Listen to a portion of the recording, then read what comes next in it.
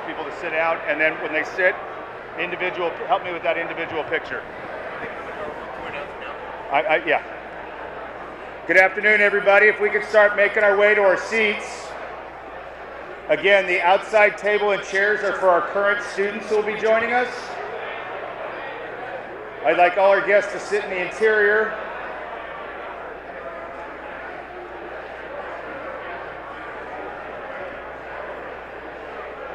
Dalton, we're going to take individuals first. Pictures, because Damon has to go. He's got to leave in the middle. What do you mean by that? Just right before we start, I'm going to have you come over here and take a picture. Okay. I want to do Damon's? That way. No, group. Oh, you mean everyone together? Yeah. Got it.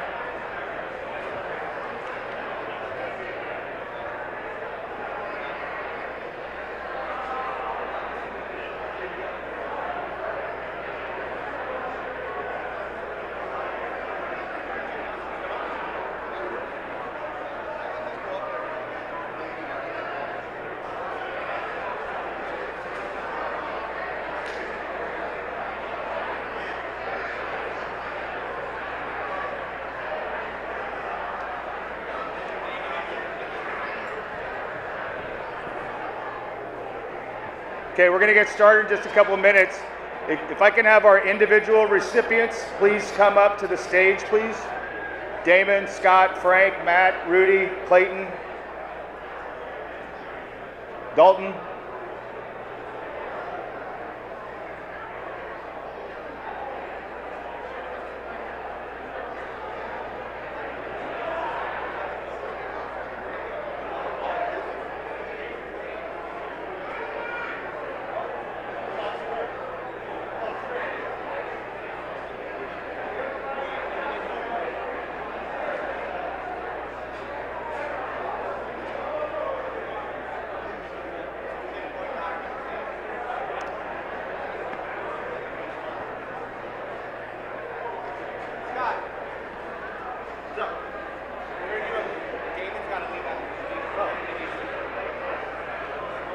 Clayton Tanner,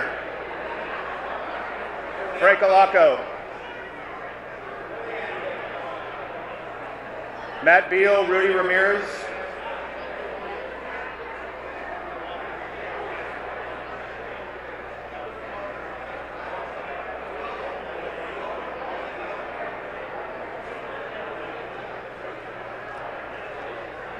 I need Rudy Ramirez and Matt Beal to come up for a quick picture.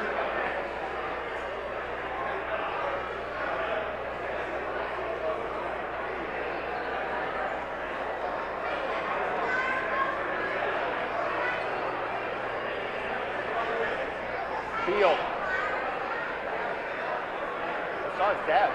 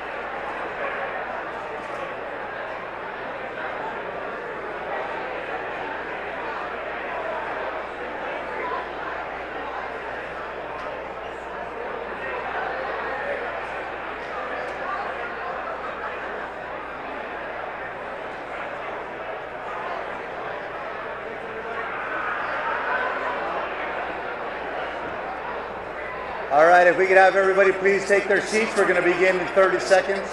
Please take your seats. We're going to begin in 30 seconds. I'm going to go. Oh, no. When I say let us remember. I got it. Who's got the walk?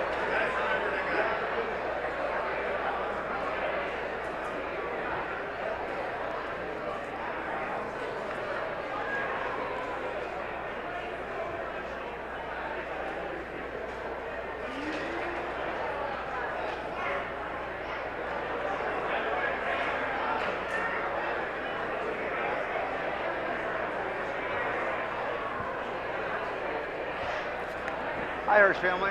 Glad you guys made it.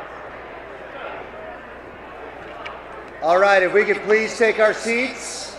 We'd like to begin the formal ceremony and stay on schedule.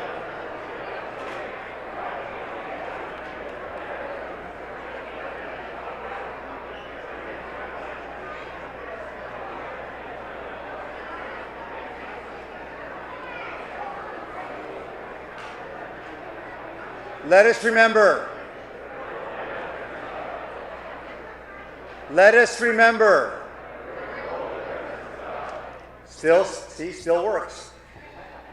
Good afternoon and welcome to De La Salle, where we gather today to recognize the 16th class of the Athletic Hall of Fame.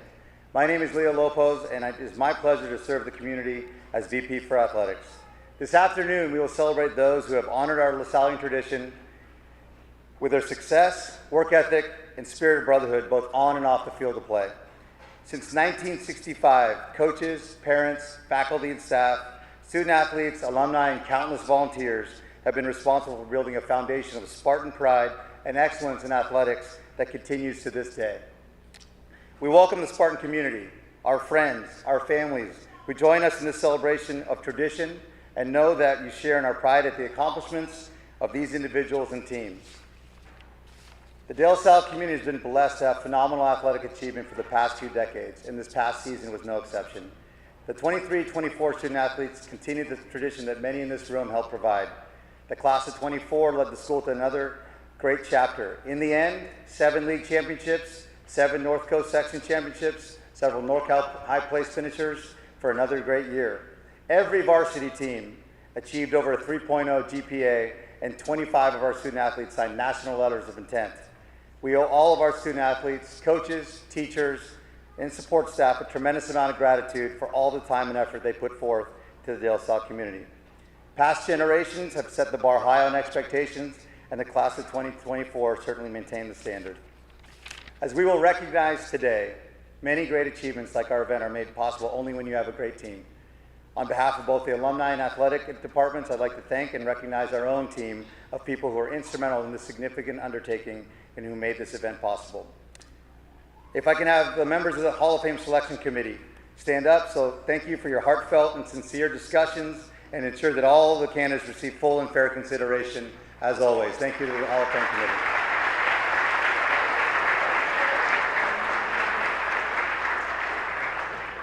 That kind of looked kind of rigged. 2 of the members are getting inducted today. Sorry about that.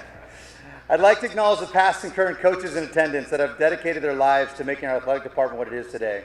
Obviously, we all know the impact of coaches. If any coach, current, past, present is here, please stand up so we can recognize your time and your effort to making De La Salle what De La Salle is today.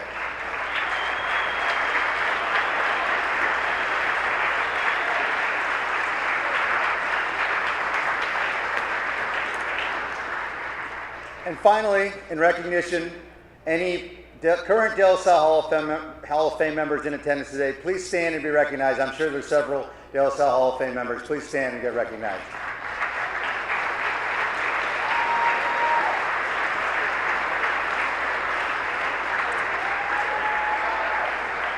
It's okay, you can be recognized. You got in the Hall of Fame, it's forever.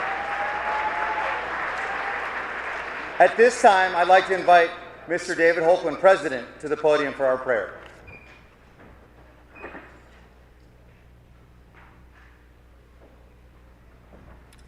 Thank you again, Leo, and thank you to all of you. So again, let us remember that we're in the holy presence of God. Good and gracious God, we gather with gratitude for this beautiful fall afternoon. Thank you for the exuberance of homecoming week, for bringing alumni together as we're reminded of our legacy, and for the ways we live out our Lasallian Catholic mission. Bless the remarkable men we honor today: Scooter, Matt, Damon, Rudy, and Clayton; for the 2009 wrestling and 2010 football teams; for coaches Scott Hirsch and Frank Alarcon; and our alumnus of the year, Dalton Brown.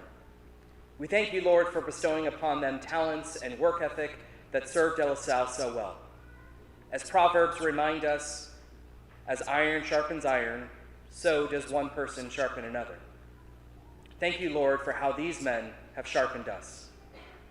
Finally, we pray for our fellow Spartan brothers, those who have died, our alumni, brothers, benefactors, and friends who have gone before us. May we honor their legacy in our daily lives through our words and actions as men of faith, integrity, and scholarship. Bless our school, Lord, our students, alumni, families, and benefactors, and help us always strive to be living examples of your love in a world desperately in need of Spartan leadership. We offer this prayer, our time together, and all that is good, through Christ our Lord. Amen. St. John Baptist de La Salle, live Jesus in our hearts. Again, on behalf of the entire De La Salle High School community, our current faculty, staff, coaches, players, everyone, I join them in congratulating you all for the incredible work that you have done, for your successes, past, present, and future, and for giving our current students examples to live up to. Congratulations, gentlemen, on your induction.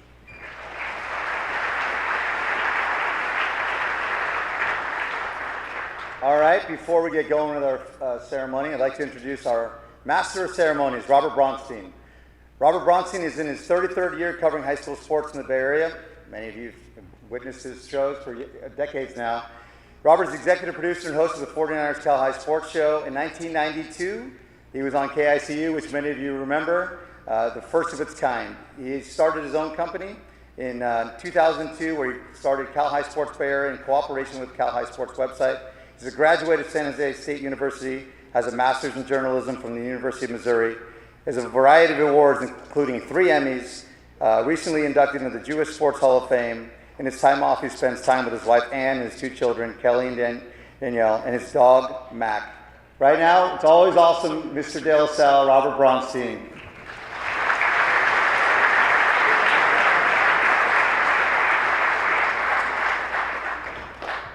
Thank you, Leo.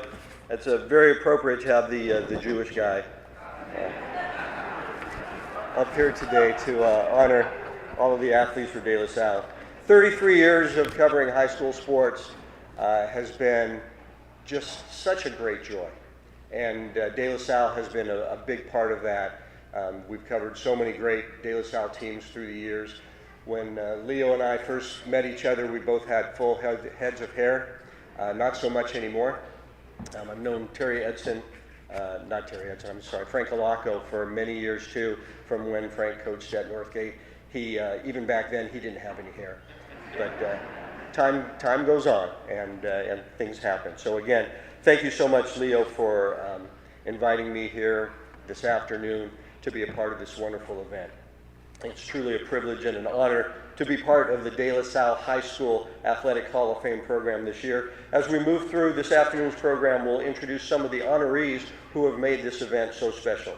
I'd also like to recognize all of you, the family and friends of each of our honorees, and the support that each of you have given them throughout the years. We thank you for taking the time to be here with us today and sharing this special afternoon with each of our honorees. Let's kick off today's ceremony and recognize the 2024 Distinguished Alumnus of the Year. The De La Salle alumnus Dalton Brown from the class of '94 has been selected for the 2024 De La Salle High School Distinguished Alumnus of the Year Award. Dalton has been actively involved with De La Salle for many years and is well known by the De La Salle Alumni Association and the broader De La Salle community. A regular attendee at De La Salle events, Dalton spent 2 terms on De La Salle's alumni board and 5 years as the committee chair for De La Salle's annual Golf Classic. Today, in addition to being the father of junior Sam Brown from the class of 26 and Dominic Brown from the class of 23, Dalton volunteers his time with De La Salle's football program as an assistant varsity coach. For more about Dalton Brown, please enjoy this video.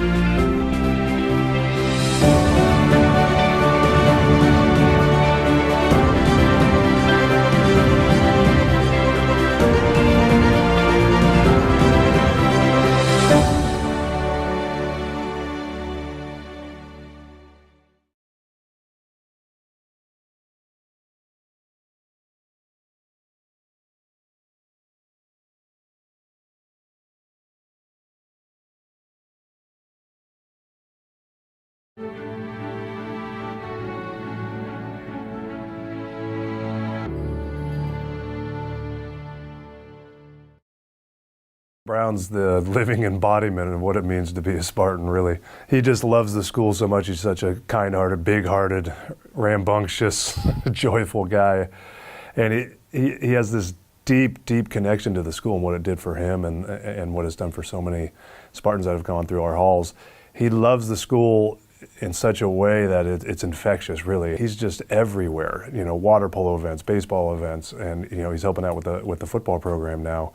And we don't really even have a job title for him, but I know that he's out there having a great time, and he's taking a lot off of my plate, and he's only doing it solely out of the love that he has for the school. He has incredible integrity. He says exactly what he thinks. He does what he thinks is right, regardless of what what the consequences might be.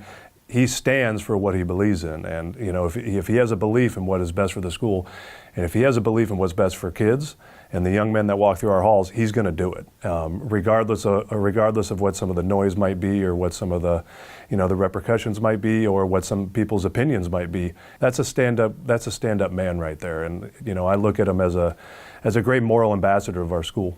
He's dedicated so much of himself in such a positive way. And it's really been infectious. And we have more and more alum that are coming out to games, and we have more and more people that are asking how they can be involved.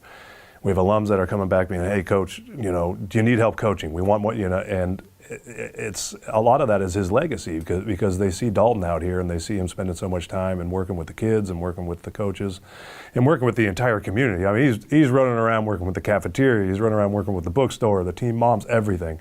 And, his legacy is going to be, enter to learn, leave to serve, and he's serving the community that he loves dearly. And that's going to be an incredible legacy for sure. Dalton Brown is a guy who cares about everyone. I mean, and this award is super deserving because he cares about, I think, every part of the De La Salle community, cares about the education here, cares about our reputation, cares about our image. Scrapper.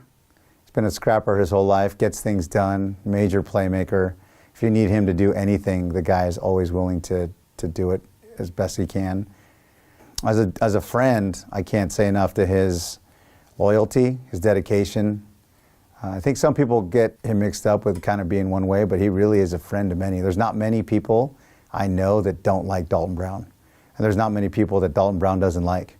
So his ability to find the positives in others and work with others is really why he is who he is. In all the positions that he's taken, it's not like, let me know how I can help you bring a case of water. It's more of, let me know how I can lead a group, lead an event. I mean, he's always been the top of the list in terms of getting things done. He definitely cares about the community. He definitely cares for others. definitely seeks out relationships and tries to bring groups together.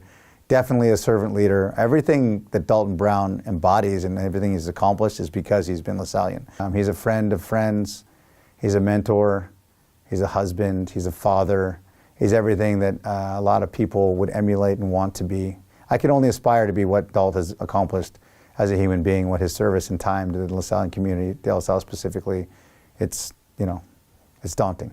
And it's going to be something that people will never forget Dalton Brown for who he is as a human being and what he's done for others. For De La Salle High School Distinguished Alumnus of the Year, Dalton Brown.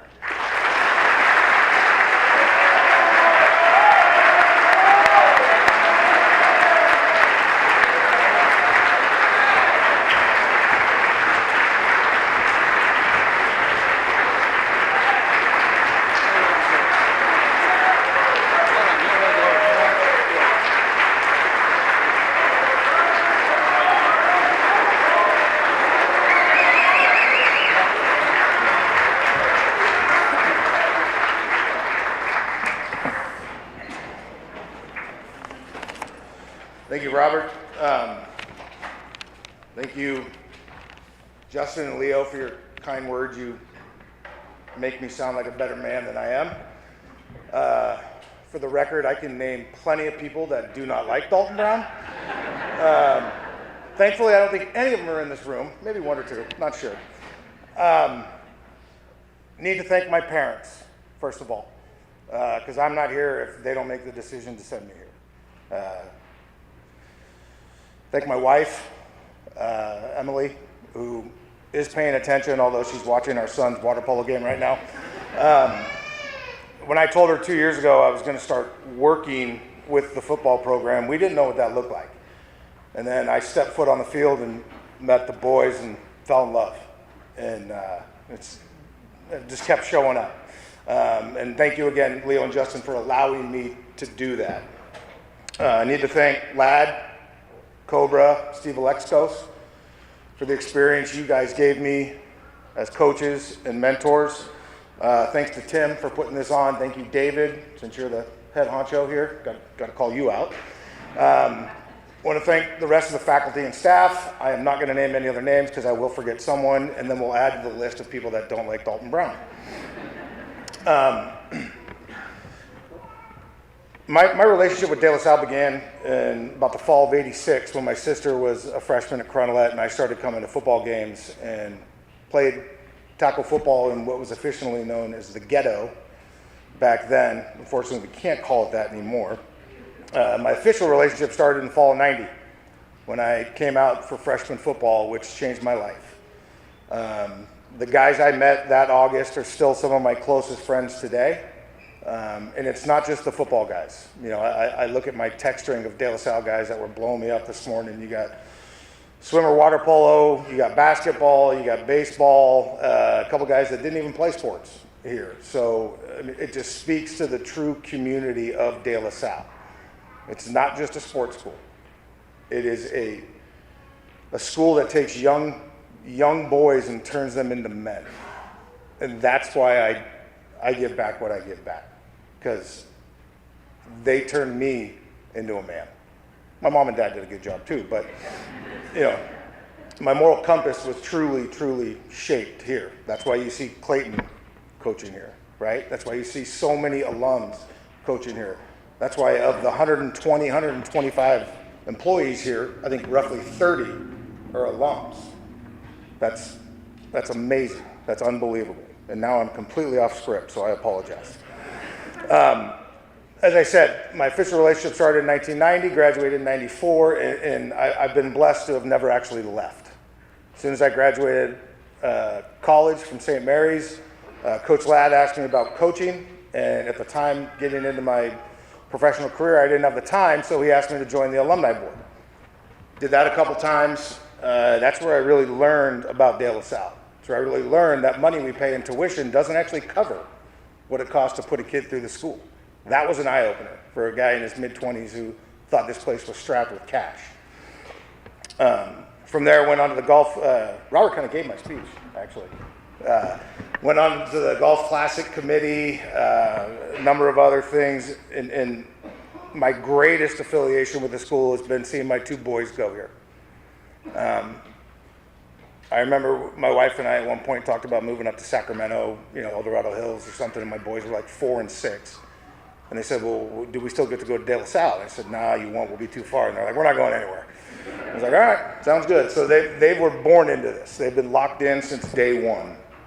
I don't need to tell those that are in this room that have lived this, or those that are living it with our football, baseball, and basketball programs here today, just how special of a place De La Salle is.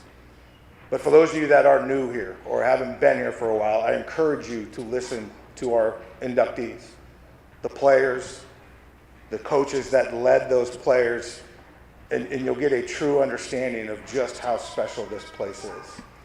I remember when my 1992 football team got inducted into the Hall of Fame, my father-in-law, who unfortunately can't be here with us today, an Alhambra Bulldog, who had 3 kids that were Alhambra Bulldogs, came up to me after, gave me a big hug, and he said, now I get it.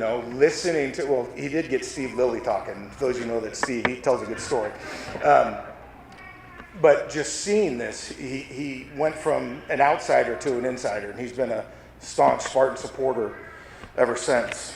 Yeah, that's about it. Sorry, there was a bunch of stuff on here. I just kind of get going. Those of you that know me, I will say this: those of you that are alums that are in this room that may have lost connection, maybe haven't been around, reach out. Talk to those that are leading your program you played in. If you were in band, theater, whatever it was, reach out to your favorite teacher when you were here.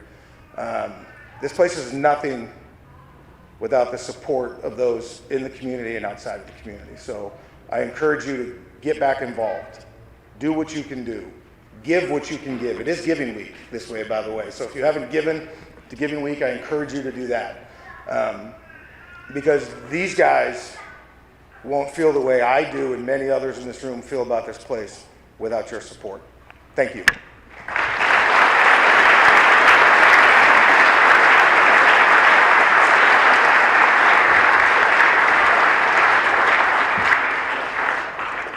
Damon Jenkins, class of 2003, was a 3-year starter at defensive back for the De La Salle football team, helping the Spartans to 3 consecutive undefeated seasons. In his senior year, Damon was rated as one of the best cornerbacks in the country and ranked as the 48th best prospect in the West and 19th best cornerback in the nation by Rivals.com. A 3-star recruit who committed to play at Fresno State, Damon was a 2-time first-team All-BVAL selection, earned top 100 recognition by the Contra Costa Times, and was named All-State Student by Sports Magazine. To hear more about Damon, please enjoy this video.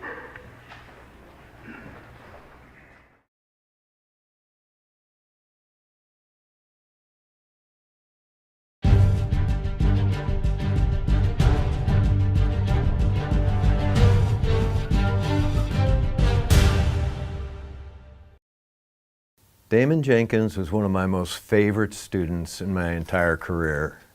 He came in as a freshman. For us on the varsity, he played defensive back, wide receiver, return punts, return kicks.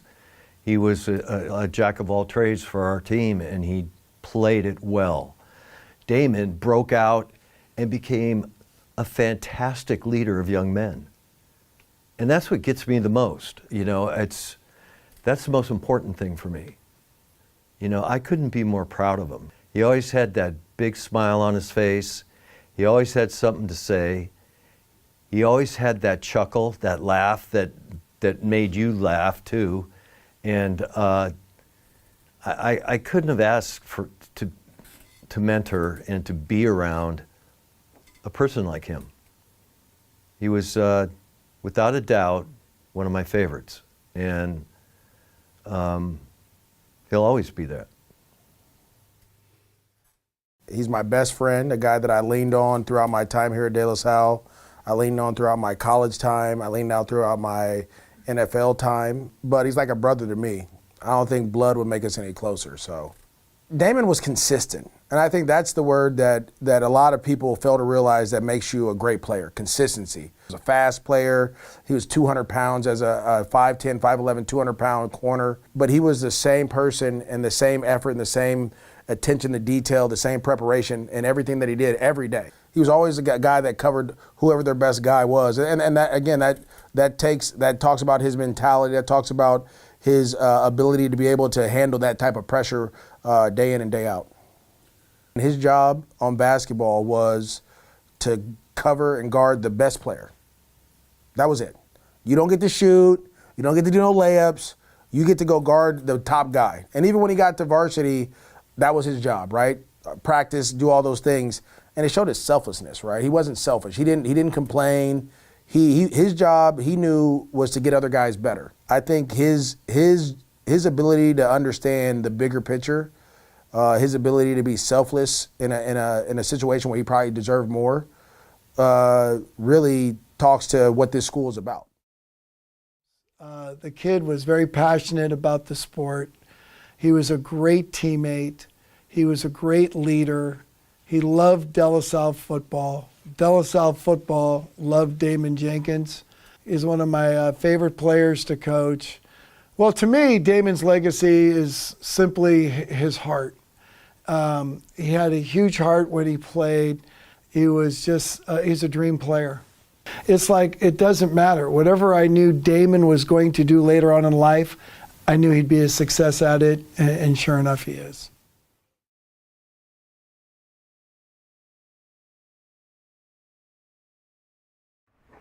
Ladies and gentlemen, the 2024 De La Salle Athletic Hall of Fame inductee, Damon Jenkins.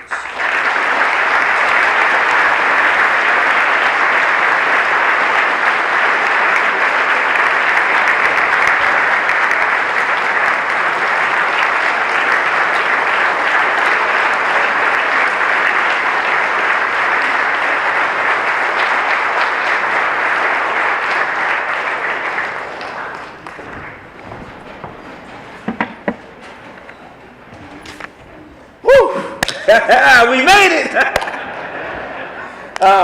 First, I want to address your comment about hair. As you guys can see, clearly I have hair, but now I don't. So, but you know, I kind of relate to what everybody was saying. Good afternoon, everybody. How we doing tonight? Or just afternoon. How we doing? I can't hear y'all. How we doing? I still can't hear y'all. How we doing? That's what I'm talking about. Mom and Miss Raines, we made it. I want to start by thanking the man upstairs, because without him, I wouldn't be here today. It's been a journey, but every struggle, every lesson, every victory has brought me to this moment.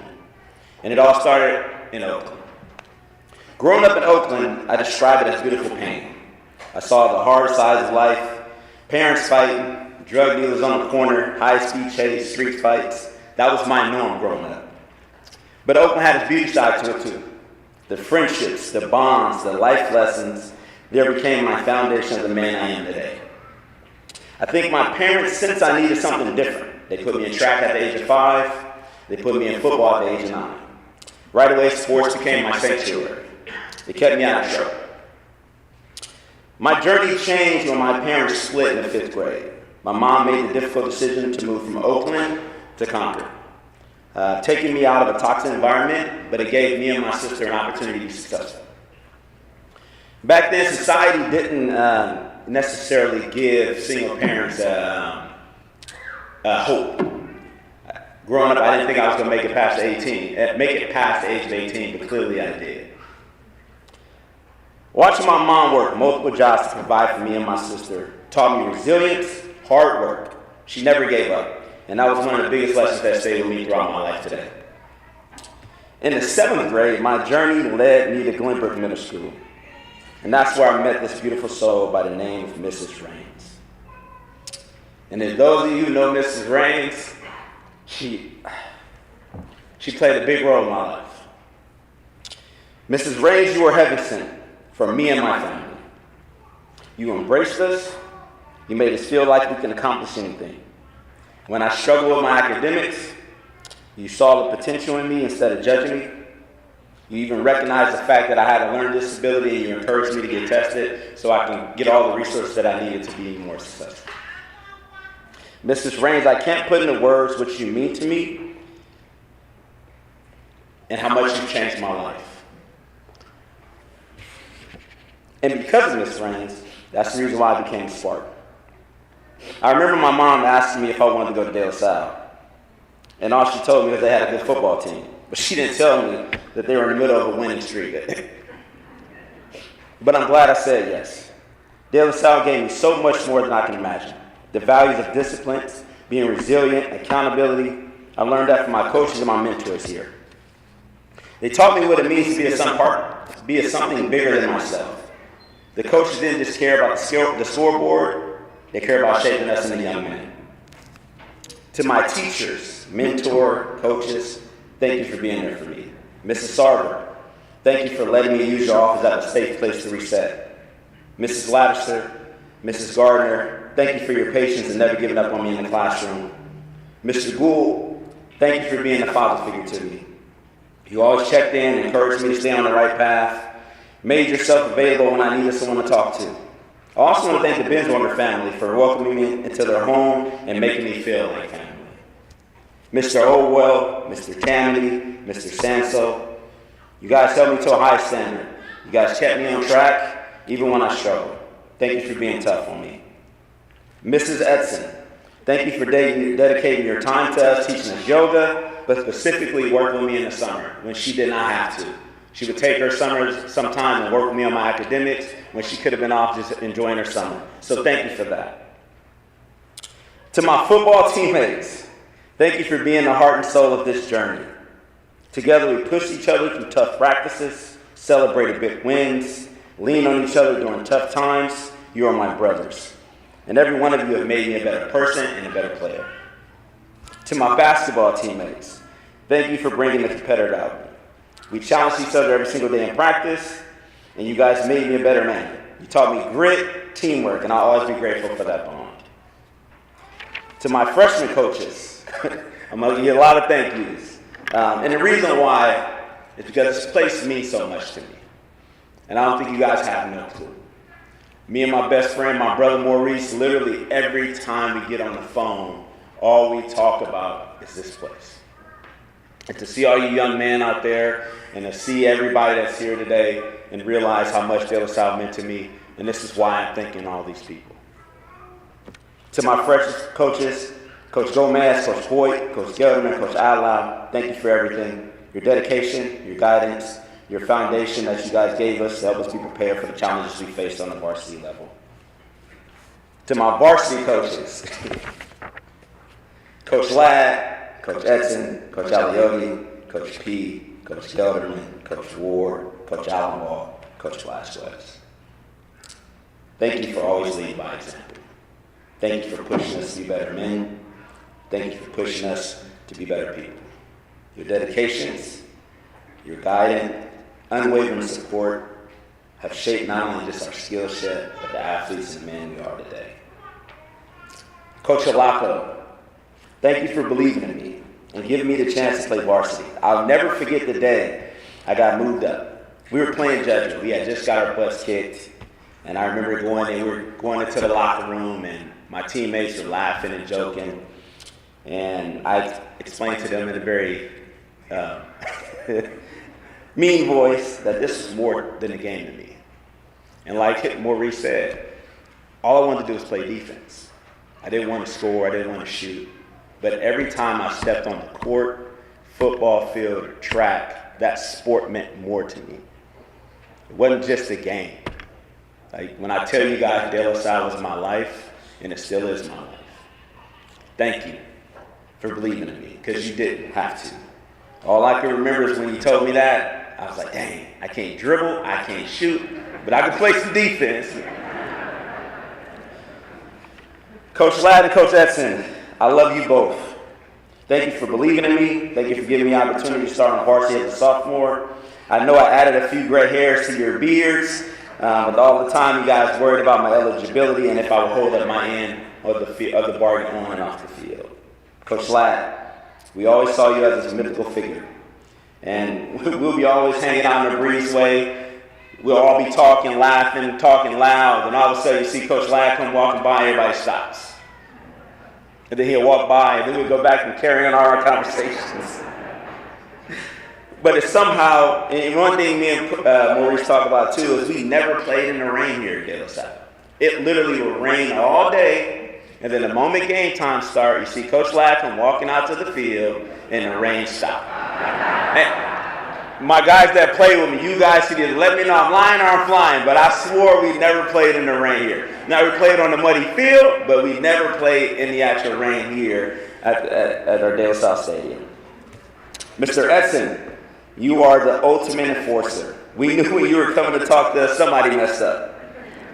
You made every player, whether it's offense, defense, kicker, or even the coaches, you knew what it meant. You made them know what it meant to uphold the Spartan standard. Thank you guys for both setting such a high expectation. Maurice, not only are you my best friend, you're my brother. You stood by my side with everything. I can't thank you enough. You were there when I lost both my parents. You never made me feel alone. I call you anytime you pick up the phone, and I'm forever grateful for you. The phrase "enter to learn, lead to serve" has a profound impact on my life, shaping my perspective on education and community. At De La Salle, I experienced culture, the emphasis on personal growth, accountability, and service to others. This environment not only changed my life, it inspired me to captivate the similar atmosphere of my now current high football team. I want every kid who steps into my program to feel like they're at home, like I feel when I come to De La Salle. My goal is to make sure that every kid has the same similar experience that I had in high school. Now, can I really replicate that? No. But I'm going to do my best to. By fostering a sense of purpose and that every kid belongs. Okay. Last but not least, I want to thank my current superintendent, Mr. Pacheco, for allowing me to make my dreams come true, becoming a high school head football coach. I've always wanted to be a high school head football coach. And because of the men that I've coached by here, Coach Alarcon, Coach Lopez, Coach Ladd, Coach Essen, I can't thank you guys enough. I also want to thank my kids. As you guys can see, I came alone today.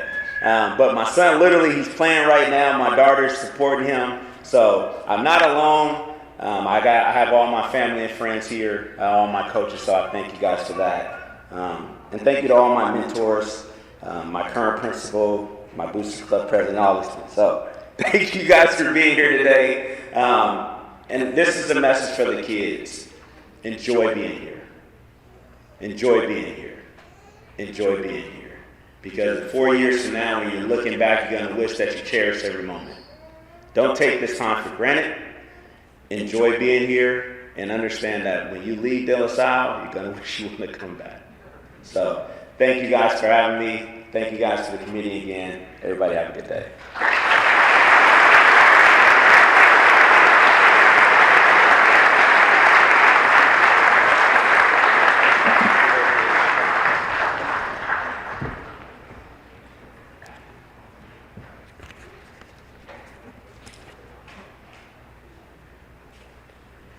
During the 2008-2009 De La Salle wrestling season, the Spartans posted a 10-0 meet record, which included North Coast Section duels, East Bay Athletic League, and NCS team championships.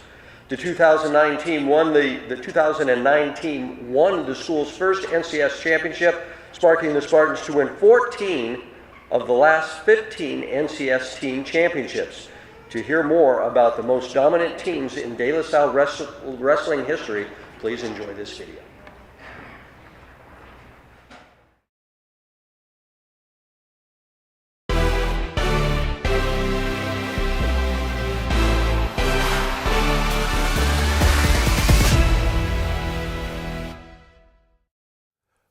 So 2009 team kind of started that dynasty of success. Even till now, it's still kind of going. But that was something that we had worked for. We knew we could do it, and we were on the kids all year. Coach Halverson especially. It was a lot of kids. We had the kids that we expected to do good, and then we had the kids that we knew could do good, and then they finally believed in themselves at the end of the year and came up and did what everybody didn't think they could do. We knew as coaches they could do it, but on paper they weren't supposed to win. They weren't supposed to do much. But just the way that those kids trained and the cohesiveness they had as a team, just they pulled together and did it. So wrestling's not an easy sport. It's really, really mentally taxing, really physically, emotionally taxing, and then just competing the way they did and winning that first championship, that's not an easy thing to do, because we had to get them to believe that they could do it before they could even do it. It wasn't just going to happen. No one was going to roll over for them. That was one of the funnest teams to be involved with. Not just because it was the first championship team, but just because it was just a good group of guys. Because it wasn't just about the success on the mat, it was about the type of person they were and who they became. That team's always going to have a special place. When I think of the 2009 wrestling team, I think of good leadership. I think of strong team camaraderie, and just all across the board. I think from the freshmen all the way to the seniors on the team, they were committed to the program. I think it's that year-round commitment. I think this was one of the few teams where most of the wrestlers on the team committed to the program year-round. Yeah, I think as a young coach, that 2009 team, I was lucky enough to be on the mat wrestling a lot with them every single day, and wrestling with guys like Tyler and Curtis and Justin Walker and all those guys. I think it's really great to see the success that they had in wrestling, but just also to see where they're at today and the men that they've grown into and all the success that they have in their personal lives. I think for me as a coach and a young coach, and now 15 years later, it's just great to see that the men that they've grown into just outside of wrestling. Welcome the 2009 NCS Wrestling Champions.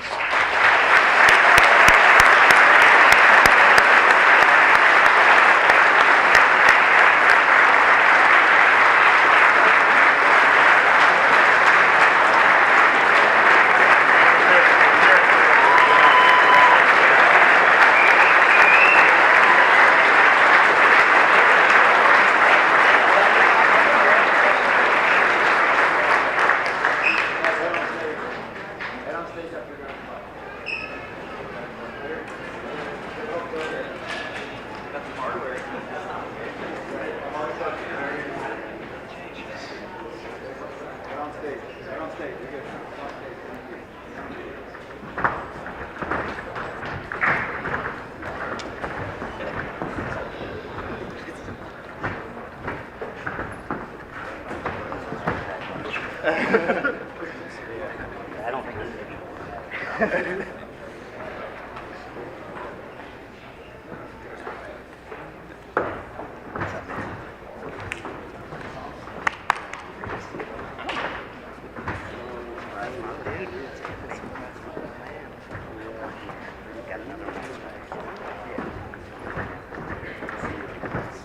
you guys are great.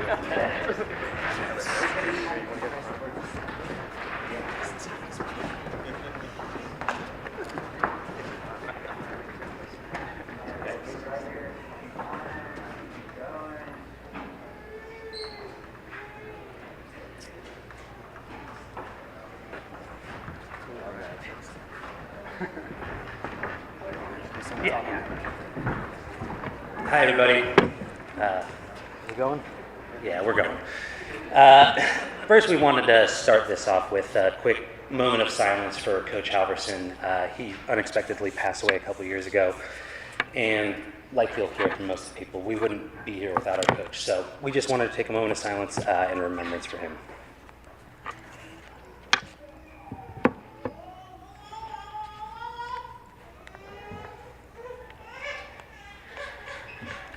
Thank you.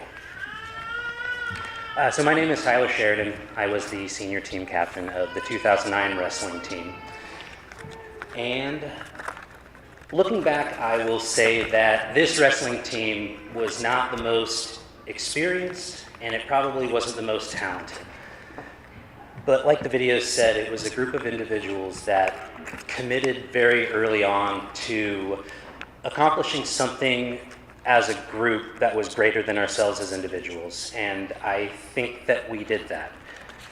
The De La Salle wrestling program, up to that point in time, had had a number of successful individuals. Guys like Brandon, Rudy, who we're going to hear from later, they made their mark on the program and were competitive at a section, state, and national level. But we had never succeeded as a team, and our team finally did it. And really what it was buying into Halverson's vision of giving everything we had and removing all sense of doubt. And as you heard, when we finally got over that hump and won NCS for the first time, the program changed, and we have since won it 14 out of the last 15 years. So to me, that's, yeah, big hand for these guys. It's really special. And I think that the reason why we won as a team first, but that success has endured, is because we didn't do it with a fancy wrestling move or a really good lineup. We did it with a change in culture, led by Coach Halverson. We had a culture of accountability where every single person showed up with the intention of getting better, whether you were the best in the state or if you were just trying to make the starting lineup. And that resulted in a team from the lightest weight to the heaviest weight competing. So even to this day, Coach Halverson's kind of mantra sticks with the program, which is trust the process, stick to the plan, right? Wrestling is not a fun sport, it's not easy, but if you do what we're saying, we'll get you over the hump and we can find success. I think that's a lot easier to sell these days when you're sitting on 14 championships. When we were just kids, we didn't have that base of success. So we had to look to our left and to our right and say, we got to do this, and we got to do it all together. And I think that's what we did. And I think that in doing so, in the manner in which we did it, set a tone that changed the wrestling program for the better. So in a very real sense, I think that this team accomplished exactly what they wanted to. We accomplished something as a group that is so much more important than what we did as individuals. So I just want to quickly say thank you to our coaches, our family, the faculty, everyone involved in that special season and who continues to give to this program. I can't tell you how special it is to think that our team gets to be in the Hall of Fame next to these great athletes and teams that have come before us. I mean, it's just the honor of a lifetime, and I can't thank everyone here enough for giving us the opportunity. Thank you.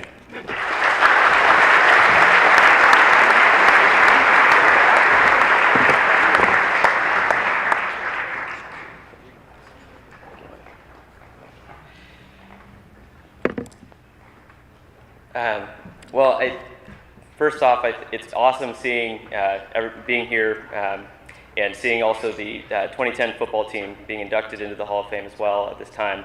Although, Mr. Lopez, I don't think that that's going to really settle any score on who has the harder workouts.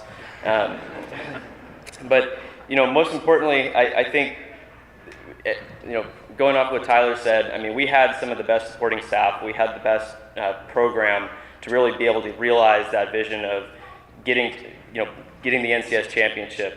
And first and foremost, we got to say thank you to our coach, Mark Halverson, and as well as all the other assistant coaches and parents who helped get us to that point. So a huge thank you to Stevie Gee, a huge thank you to Greg Brown Davis, Cliff Conti, Danny Pease, Ian Tongle, Brandon Zodaway, Kenny Cook, Inkter Badamsakong, Rudy Ramirez. We had such a fantastic group of alumni and our supporting staff that really pushed us there, not only on the mat in terms of teaching us technique, but also in terms of getting us through mental and psychological issues. Wrestling's a very tough, intensive sport, and sometimes the biggest thing is the mental block that you have, and our coaching staff was there we were doing rhythmic gymnastics. We were doing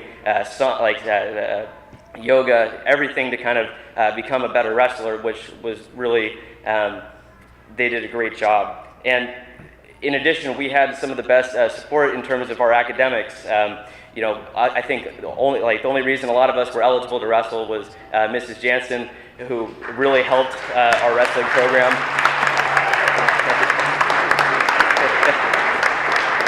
If it wasn't for Mrs. J, we wouldn't have been able to field the team, I don't believe. And also just thank you to the parents and the CYC. So the CYC is a community youth center. We didn't wrestle on campus here. We actually wrestled off campus at another location where all of our wrestlers, we'd go, right after school, we'd go there, we'd do our homework, we'd lift, we'd wrestle. And we were able to, kind of stay on track there. But it's not lost on me the fact that the biggest benefactor and the donor who created this, the CYC was Ken Hoffman. And we're standing here today in the Hoffman Center taking this award, which was really his vision, and that's why we're here today.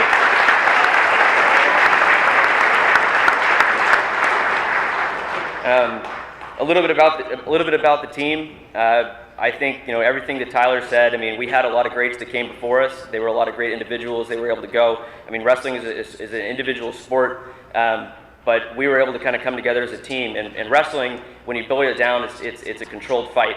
And I think sometimes it wasn't so controlled in the wrestling room, but we were able to kind of get that intensity every day of pushing it ourselves and pushing each other, and being able to bring that intensity to the NCS.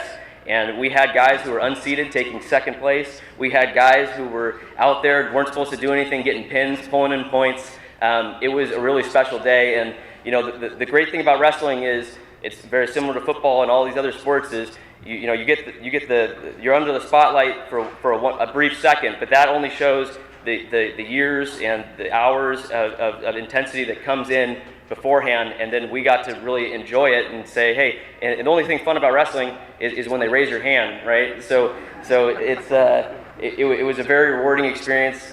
We had a really great group of guys, so I want to thank all of our teammates too for being there, and it was fun, and it's an honor to be inducted into the Hall of Fame. Thank you, De La Salle. Thank you for the community.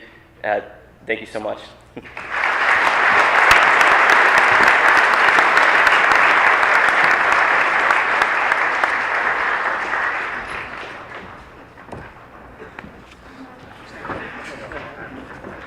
Congratulations, man.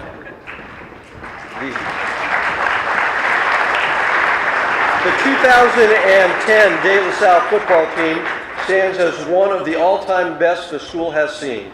This team posted a 14-0 record and finished as the #1 team in the nation as judged by Max Press. The Spartans outscored their opponents 656 to 139. Amazing.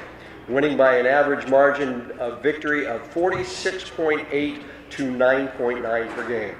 The squad defeated Sarah, St. Mary's of Stockton, Bishop Gorman, and Servite, which was ranked as the #1 team in the country during that season. The 48-8 victory over Servite came in the state championship game. To complete the Spartans' perfect season, marking back-to-back state titles for De La Salle. To hear more about one of the very great De La Salle teams, please enjoy this video.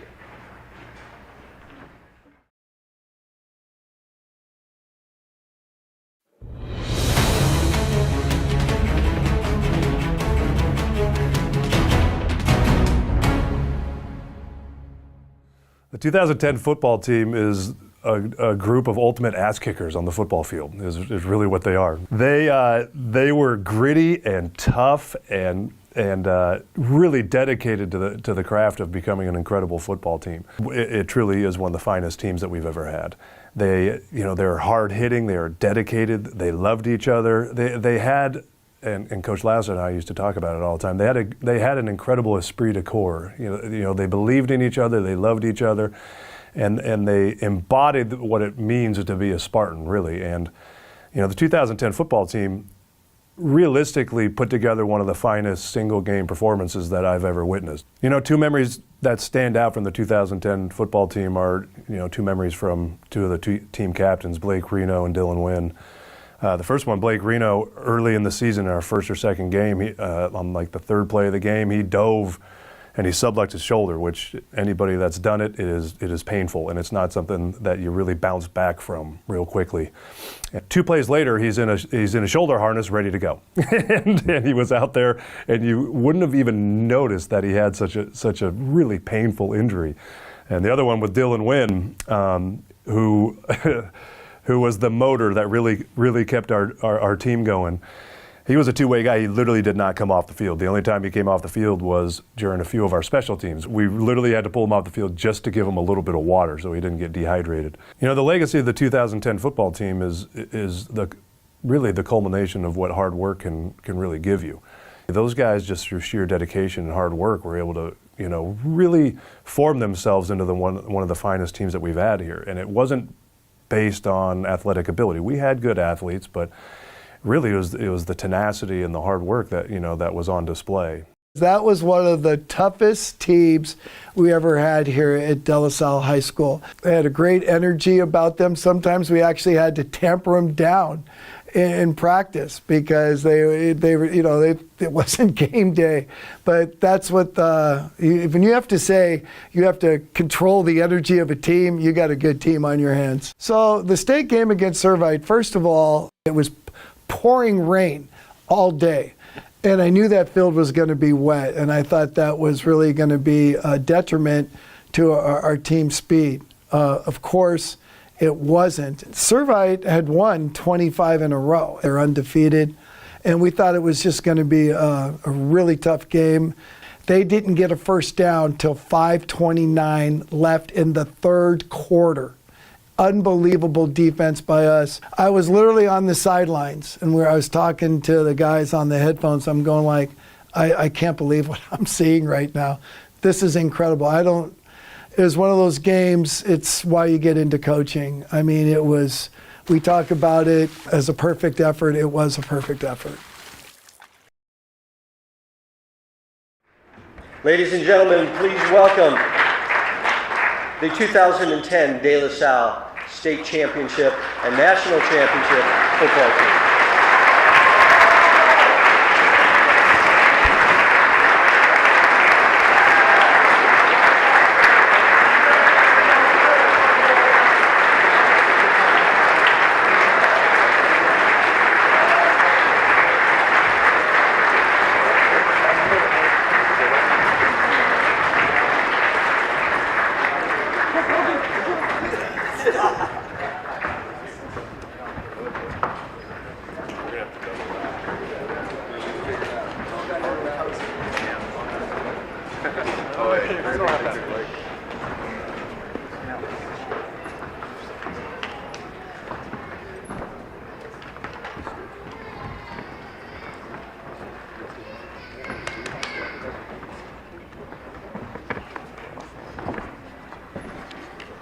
How's everyone doing? All right. Well, unfortunately, the other captain, Dylan Wynn, couldn't be here, which I'm sure he was more the talker of the team and I wasn't. So, hope this goes well. So the 2010 team, I will say, is one of the best years I ever had playing football, and I was lucky enough to play a little after. And till this day, it's been the funniest year I ever had. I will say the things I remember about that team, and I know getting to see some of these guys last night, was just all the workouts we hated to do, running the track, running the liners, but I think it's pretty safe to say that those are the things that made us who we were that year. And just the tradition that this program has shown that you have to go through those hard times to be able to be the team we were. I will say we were an interesting team. We like to have some good times, and I think the coaches enjoyed that we were a little maybe weird, you could say. So they did a good job keeping us in order. I really think if anyone has a question about the hurricane to refer that to Coach Edson. He really wants to talk about that. So if anyone's curious about that, it's on our state ring, so go for it and ask him. Especially any of you guys over there. Feel free to talk about it, bring it to your team, do your thing. Anyways, I will say one of my favorite moments of that year was obviously the Servite game. I remember feeling we were so prepared. As they were saying in the video, it felt like practices were like the game. I mean, we were trying to just kill each other. And I feel like that really just made that game easy. I can't remember, we just hated them so much. And I know we're at De La Salle, but I was so pissed we had to go pray with them before the game. I was like, I do not want to be around them. But I will say, like some of these other guys I've said before that played football, the teammates we made from freshman year and throughout the whole time, it's like seeing them again, it's like nothing ever changed. No matter how many years have passed, how long it's been since we talked, we see each other and we're still just the same idiots we were when we were playing. Just saying the same stupid jokes, all those things. So I know we're all grateful to be able to be inducted in this Hall of Fame. We know the tradition that comes with this place, and to say we're one of the best ever to come through here, that means a lot. We have a lot of pride in that. And to finish it off, I want to say thank you to the coaches. I think now, as we've gotten a little older, some people have families and all those things, we can appreciate the commitment they gave to us. We never asked about their family life, their home life, what was going on with them. They always showed up, and they always gave 100% commitment to try and make us the best players we could be. And not only players, turn us into men. And I don't think we ever gave them enough thank you for that. They never complained about those things, and they always showed up for us. And there's one coach that couldn't be here, and Coach Jacoby. Unfortunately, he passed away, and I know this would be something he would love to be at, and I know we all miss him. We would love to see him. But anyways, thank you. This is a big moment for us, and I would say we are the best team come through De La Salle. I know there's a lot of players out there. I'm being nice, but past or present, you guys over there, you're not beating this team. So thank you.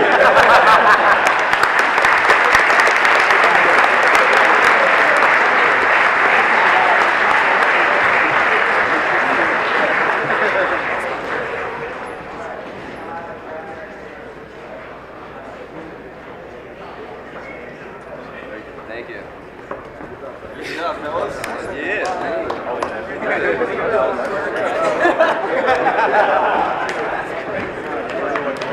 There you go. The best team in De La Salle football history.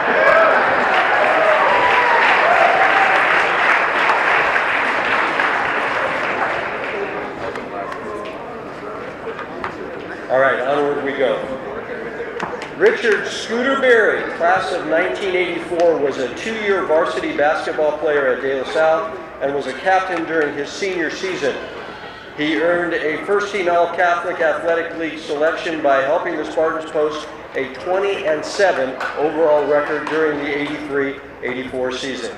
Following his time at De La Salle, Scooter played at Kansas University from 1984 to 1989.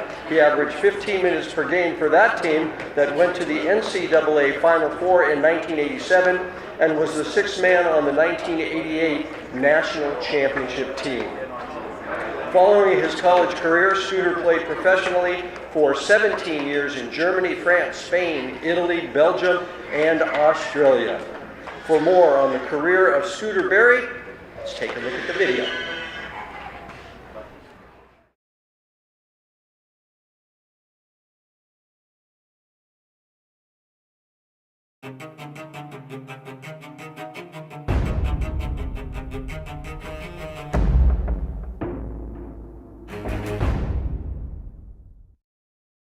Well, I'll tell you who Scooter Berry is. He is a great representation to go into the De La Salle Athletic Hall of Fame. And the reason is his character. He really, to me, exemplifies what this school wants to produce in its young men. You know, he's honest, he's loyal, he's got a strong faith, he puts others before himself, And he's lived that way his whole life. Not only was he a great teammate, but he's been a great friend to many people. And his character is really why I believe that he deserves to be in this Hall of Fame, along with his athletic accomplishments. You know, one of the things that I really noticed about Scooter, and really, to be honest with you, all four of his brothers, is they knew the game. You know, they grew up around NBA players. They grew up around the game. They weren't intimidated by anything in the game. And they had great instincts for the game. And that really, you know, played out. Scooter went on to have over a 20-year professional career. Good evening, one and all. My name is Brent Berry. I am Scooter's second youngest brother in the Berry family tradition of basketball and, of course, incredible academic performance at De La Salle High School. You know, I don't think a legacy at De La Salle for any athlete is important. I think legacy for De La Salle in and of itself as an academic institution, as a place where there's been tremendous athletic accomplishment, it's still about community, and it's about entering to learn and leaving to serve. And I think the example is how you live your life. And certainly for you, Scooter, you've been able to do that, living a life of integrity, of tremendous character, of being a caregiver, a helper. And those are the standards that you set, high standards for me and the rest of the family about what it means to be a man. And De La Salle was instrumental in that for all of us, but you were the forebearer for that. And I'm grateful for that and grateful for that example every day, and I love you for it. I'm sorry I can't be there tonight, I really am, but I was thinking about this quote, and it says that God gave us burdens, but God also gave us shoulders. And I'm grateful for the ones that I stand on that are yours, for continuing to be a man of character. I love you, big bro. Congrats. Congrats to all the honorees tonight. I hope everybody enjoys their evening. Go Suns, and go Spartans.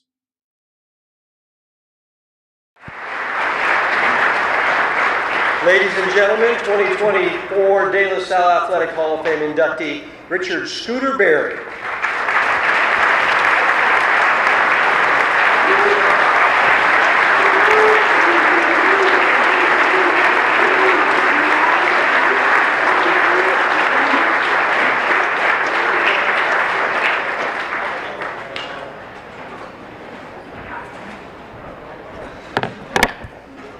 Okay, that was a emotional moment for me with Brent, and this whole thing is pretty emotional for me, so bear with me. I want to, when I thought about this and was honored to get the call to be inducted, the first thing that came to my mind was gratitude. The gratitude that I have to my mom for getting us into De La Salle and being a single mom. And I don't know, many people don't know the story, but having a Hall of Fame NBA father is an interesting life. It's not always silver spoons and wonderful as it is a benefit, and we had a great time enjoying a lot of things that people didn't get exposed to. My parents split up right before I joined De La Salle. So I saw a big difference in the way life presented itself, and De La Salle became a crutch for me. It's a very important place and a very important part of my upbringing. We talked about Coach Lattiser, Coach Kelly, football coaches that were mythical creatures walking around on campus were sitting on pillows in junior seminar and senior seminar, sharing commonalities that we had as teenagers and what we were going through. Those are the things that form the brotherhood that everybody talks about at De La Salle. Not the academics and the sports that are amazing and the high standards that are set here that we appreciate and we admire. but it's the character, it's the student athlete. And I was not a student ID number at any moment that I was on this campus. I was Scooter Berry, which the nickname stays with me forever. If you said it was Richard Berry being inducted, nobody would know who was coming up here. But I just wanted to really thank all of the people that had so much to do with my experience at De La Salle. From the coaching staff, you know, it started with Coach Al Hansen, who was, I don't know what his budget was for pizza, but he set a record because we ate pizza, I think, after every game. And Al Hansen was the introduction into De La Salle basketball. And then Gary Steppen, JV, I hope you're watching, Gary. I know there's millions of people watching this live stream. So just shout out to my, you know, OC teammates and to my brothers. Brent, thank you for the nice video. Thank you for the thoughtful gift from my brothers. And then going on to varsity, we had a 24-year-old coach, was it? Coach Steve, Coach Emilio. I think he was 24 when he took the job. And Jim Orwell, God rest his soul, was there, who I don't know another basketball coach that made me laugh any more than Jim did. But the experience that we had and that we went through with Steve, Steve and I are still close friends. We talk like we've never had a separation over the years, and it means a lot to me. He apologized profusely that he was the one that needed to nominate me, and that's why I'm almost 60 while I'm getting into the Hall of Fame. But that's all right.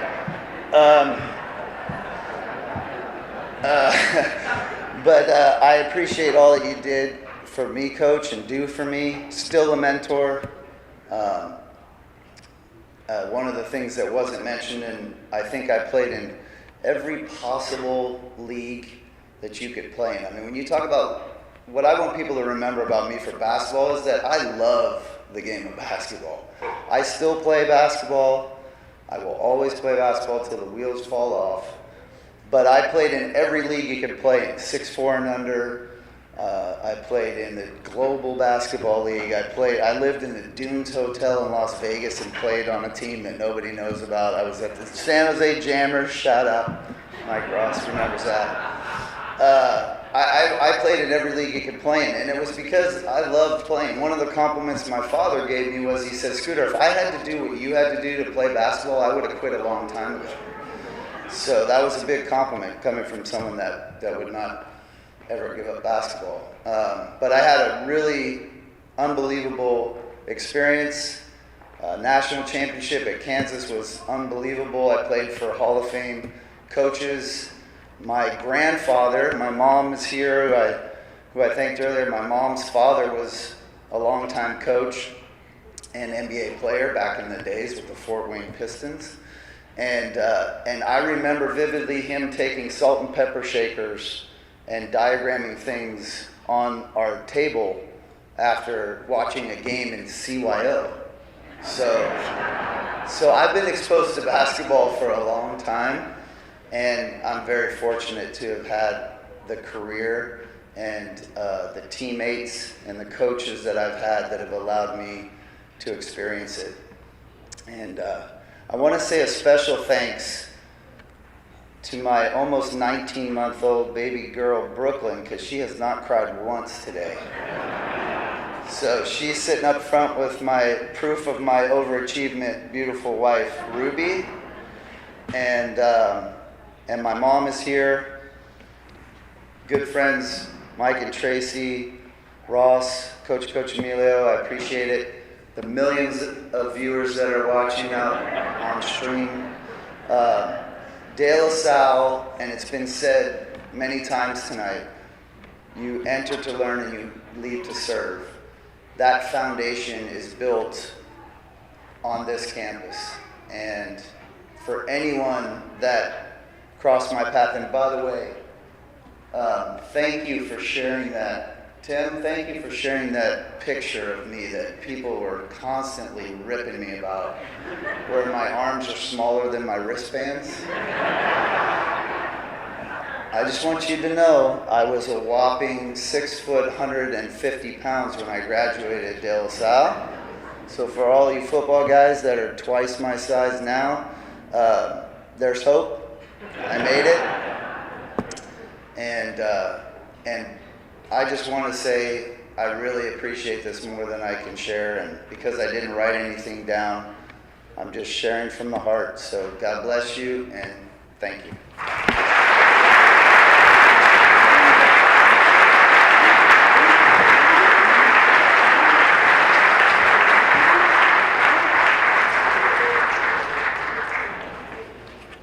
Matt Beal from the class of 2004 was De La Salle's first ever individual North Coast swimming champion. In 2004, he won the 200 and 500 freestyle at the NCS Championships. It took 18 years for the De La Salle swim team to produce another two-time NCS individual champion. That was Tom Roeder in 2022.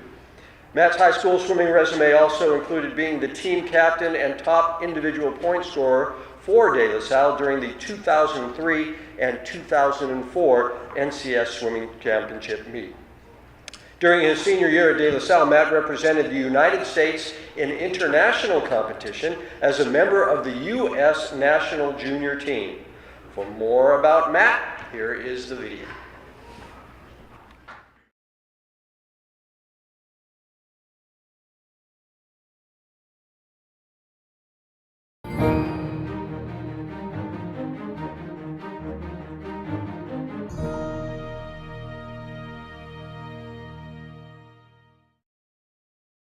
Matt Beal was an exceptional swimmer in our program. He really bought into what we were about, I felt.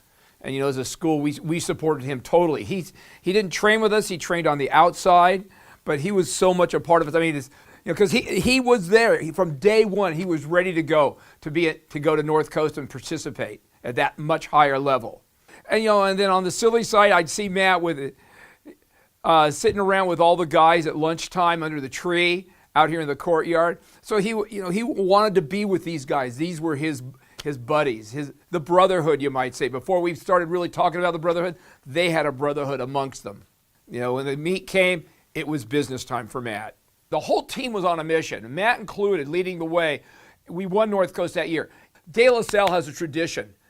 As long as I coached, for the 3 decades I coached, which was, we don't care necessarily about winning the event, it's about us winning the meet as a team. And Matt was there. And I thought his performance in the 200, 500 was just inspirational to the team. It just like electrified the guys, I felt. It electrified me watching him go out there, in a sense, putting the meat on his back, showing, hey, this is what we can do. I'm going to show you guys what we need to do out there. So it was truly impressive that year. The legacy that Matt leaves us in our aquatics program is the dedication to hard work, straight arrow guy, and maximum performance, best performance possible in all the meets, whether it's a dual meet, an invitational meet, or a North Coast or a league championship. His legacy is that level of performance, just giving everything you've got for that meet. I started a swim team at MLK, the Blue Dolphins. So then I needed a coach with D1 experience, Division I, and that's Matt Beal. The team brought the parents together, right? So they would meet Matt and they'd say, wow, I want my kid to be like Matt Beal. I heard that a bunch of times, right? Together, focused, cool, positive. So the kind of guy is a focused, understands what has to be done, and is willing to do it. And he brought that to these kids. He saw an opportunity to help these kids experience what he'd experienced. And he was patient. Kids do stupid stuff or they don't do what you tell them to do. Matt didn't say anything. He just said, come on, let's do it again. The competition is here. And so you don't frighten people or intimidate or anything. You encourage. So that's what I saw in Matt, and that's why he helped me. These kids respected and liked and thought Matt was the best. They loved Matt. If I could see Matt, and I will see Matt, I will thank him again, like I have, because he made a big difference in my life and the life of probably 50 kids and their parents and families. Ladies and gentlemen, please welcome into the De La Salle Hall of Fame, Matt Beal.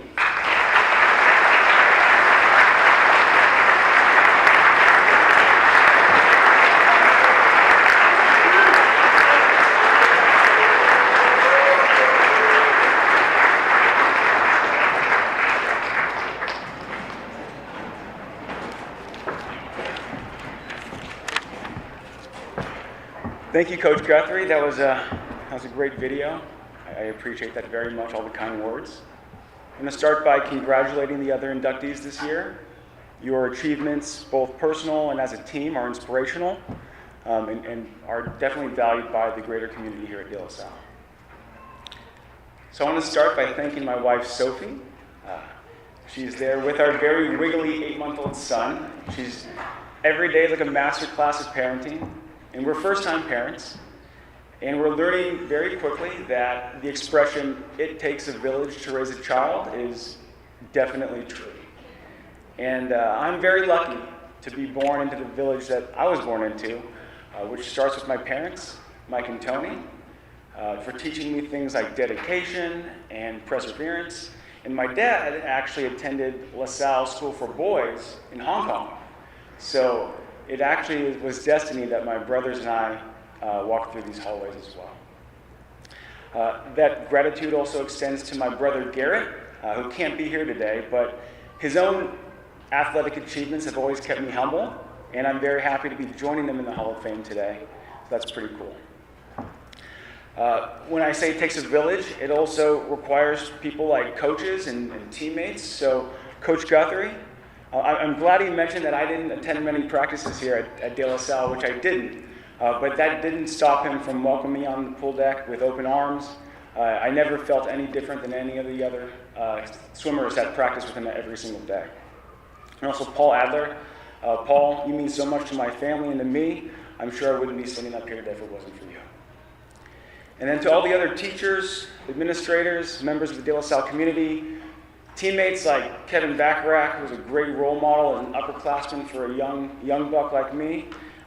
You're so appreciated, and thank you very much. You all made very positive influences in my life.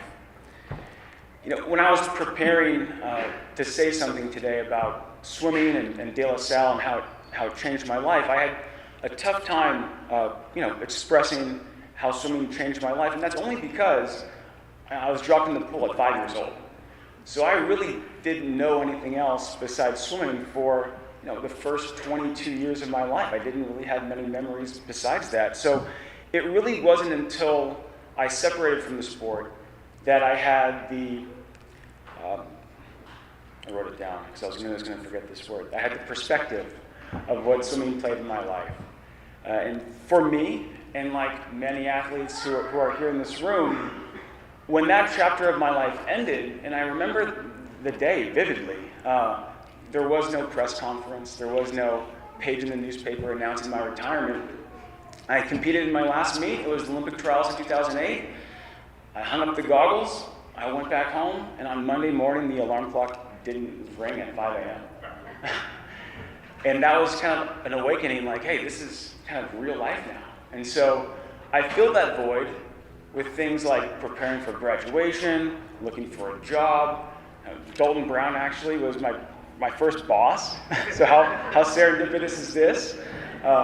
And so I quickly filled that void, and I never really gave myself an opportunity to reflect on, the 17 years and especially the 4 years at De La Salle. And so it wasn't until Leo called me about 6 months ago and let me know that I'd be honored today, and I'm so grateful for that phone call, that I allowed myself to kind of reflect and look back and reconnect with old teammates, old members of the De La Salle community that I haven't spoke to in years. And it really has, as Scooter said, given me a sense of gratitude. And so to De La Salle, thank you, not just for this recognition, but allowing me to put this bow on a very impactful high school experience and 4 years in my life. And to everyone that I didn't mention today, all the names I forgot to mention, thank you so much. You've played a huge part in my life and the life of my family as well. So thanks.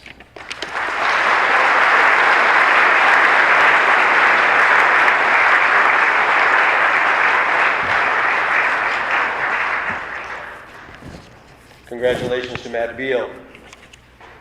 All right, Rudy Ramirez, class of 2004, was a 4-time varsity letter winner in wrestling at De La Salle and was the individual Bay Valley Athletic League champion all 4 years. Rudy had 4 top 5 finishes at the North Coast Section Championships, including individual championships in 2012 at 112 pounds and 2004 at 119 pounds. Rudy qualified for the CIF Boys Wrestling Championships 3 times. In 2004, as a senior, Rudy finished the year with a 5th place finish at the CIF State Meet. He would go on to compete in wrestling at the collegiate level at Fresno State, where he was a member of the wrestling team for the 2004-2005 season. For more on Rudy's athletic career, let's take a look at the video.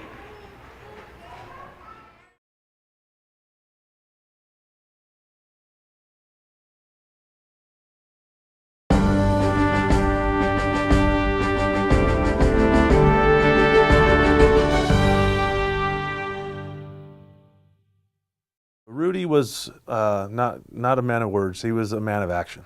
He let his wrestling do the talking for him. He let his training do the talking for him. He just, you told him to do it. He was doing it as best he could, as hard as he could, trying to get as many reps in, just so he could be as good as he could be. He was a real hard worker. Coach always kept a picture of Rudy. And as every year, beginning of the year, we'd start doing stance stuff again, and he'd have the picture of Rudy on the wall. He'd use Rudy as a reference, not just with his position and his his wrestling, but his work ethic. He didn't care. Didn't matter if he was with the best guy in the room or the worst guy in the room. He was motivating them. Come on, let's go, get up, let's do another one, let's do another one. Keep working, keep working, keep working. So it was just, not just his accomplishments. Again, it was the type of person he was. He was quiet. Didn't mess around, just was a hard worker. He just wanted to, just get after it. So you could tell he was special. He'd go out and just wrestle, beat a lot of guys, and ended up qualifying for the state championship as a freshman, which isn't an easy thing to do.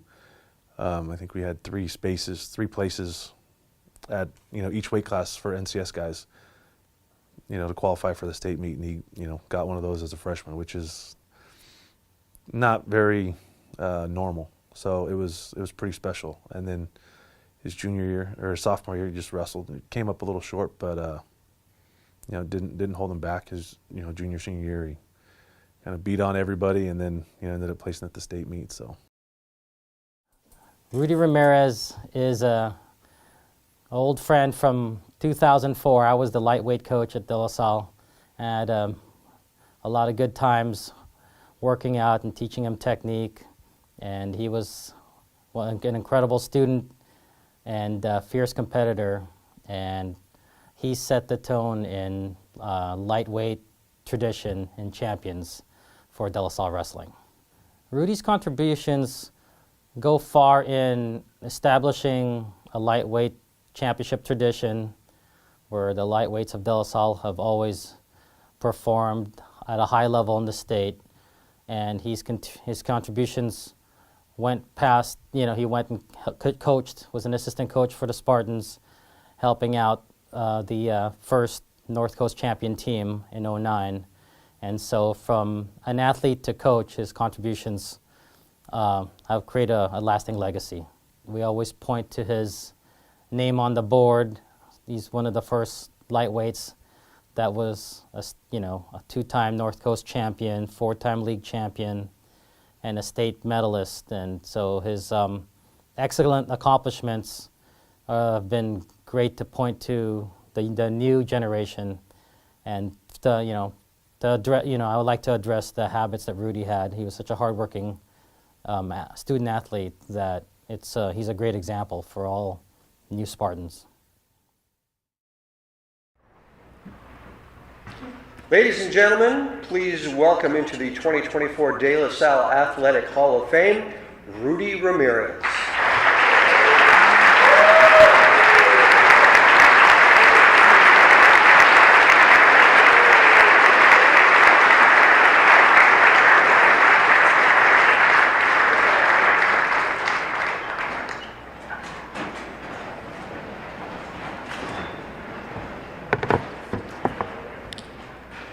Hey, so thank you so much for the honor. Very thankful to be up here, and if I have 5 minutes to talk, I just want to thank all the coaches, all the parents, the teachers, everybody that made it possible for me to be a wrestler. I feel like I just grew up in a good time. There was I was surrounded by amazing people. Teachers, coaches that would pick me up on a Saturday morning, take me on a jog, talk to me about health, diet. I just had all these amazing people that were there for me. So I just want to name a couple names, people that stick out in my memory. I've had 20 years to think about these people and the way that they impacted me and helped me. So Coach Corey Solomon, he's the coach over at Pleasant Hill Middle School, an amazing human being. He gives everything to help the kids and to make them better people. Coach Jim Keck, Coach Leroy Rivers, he was always making the trips fun, when I was a kid, making everybody laugh. Mrs. Clark. So a fun fact, I'm actually the reason there's a academic assistant for the wrestling program. I was ranked number 1 in the North Coast, and I almost didn't make grades. It was a scare. So since then, we started an academic program. I'm not sure if I should be proud of that, but so very special thank you to Mrs. Clark. My training partners who always pushed me every day, Ian Tongle, Brandon Zodaway, another Hall of Famer, and Nate Spangler. I don't know if Nate Spangler's here, but in wrestling, you get sick, you have days where maybe you're not feeling so great, and in those days, you have to step it up for your workout partner. When you feel like you can't do it for yourself, do it for your workout partner. So thank you to them. Coach Alex, when I was a little kid, he would expose me to all these legendary wrestlers like John Smith, Stephen Abbas, these guys that had a lot of style. And it was so inspiring. It changed my style of wrestling. It encouraged me to work on what worked for me. I was a shooter. I had a different style. So thank you to Coach Alex.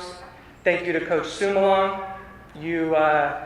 I got rode for like 6 minutes straight my junior year at the state meet with that leg vine. And right when we stepped off the mat, he told me, we're going to work on your leg defense.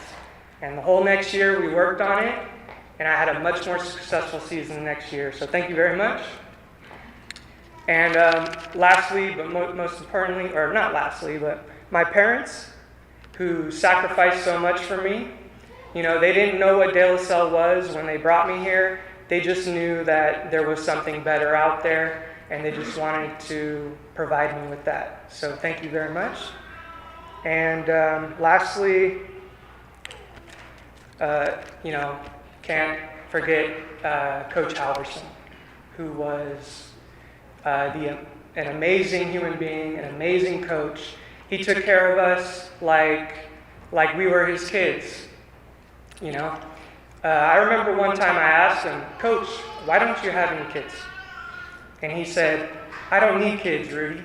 You're my kids. So thank you very much.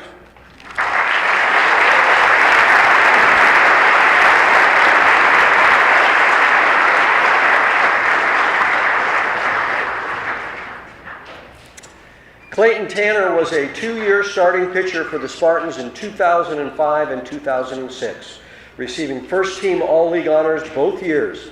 As a senior, Clayton had a 1.39 ERA and a 10-2 record with 106 strikeouts in 65.2 innings pitched.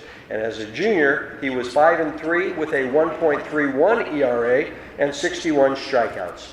Following his senior season, Clayton was a first-team All-BVAL selection, a first-team All-State honoree by Cal High Sports, and a third-team All-American by Baseball America, and ranked as the 99th best prospect nationally by Baseball America. Clayton was a third-round pick by the San Francisco Giants and represented Australia in the World Baseball Classic. Clayton has returned to De La Salle as the varsity pitching coach. To hear more about Clayton, let's take a look at the video.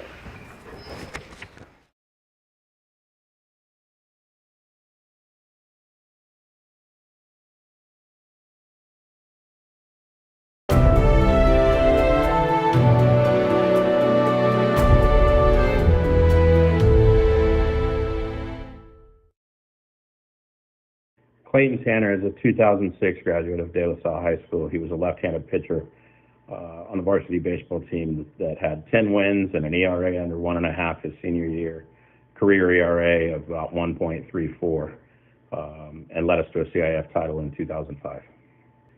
When I think about Clayton and having the opportunity to coach him in high school, I just really remember the kind of young man he was. He was an amazing family member, brother, leader, and very mature beyond his years. And he took that approach into his game too, having the talent that he did as a left-handed pitcher. To watch his growth over a few years that I had him was just absolutely amazing. He came to the campus, he came to the field, he came to the weight room, wherever he was going, with a very professional and mature attitude, went about business in a way that you don't often see in high school kids. And I think that led into his teammates and the style of play that we would have in winning a CIF championship there in 2005. Clayton was a dominant pitcher. You know, his senior year, he capped it off his senior year. His senior year statistics were just phenomenal. Just his strikeouts to innings pitched were like 1.4, 1.5, which is really good in baseball. The amount of innings he pitched, he was just a workhorse. He didn't give up hits. He just rounded into a great senior lefty pitcher. He's rock solid. He has a great personality. He coaches like a pro, like he pitched in the pros, which he did up until AAA. And he just relates to all the kids. He brings an energy and a toughness. People, when you look at Clayton, you don't really see the inner fire because he's kind of a happy-go-lucky kind of guy and even-keeled. But he's one of the most competitive people I know. And he brings that to our staff and to our school. And so we're lucky to have him on campus still.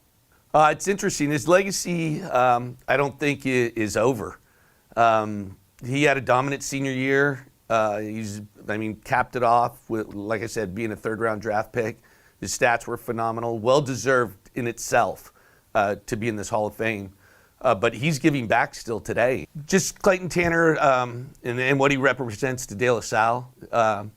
Just the kind of person he is. I mean, he's a great person and a great baseball player. But I always love it when they're great Spartans. And if you ever needed something in the middle of the night, you could call Clayton and he'd come and help you. He represents our school in everything we teach and who he's become as a family man. Gentlemen, let's welcome Clayton Tanner into the De La Salle Sports Hall of Fame.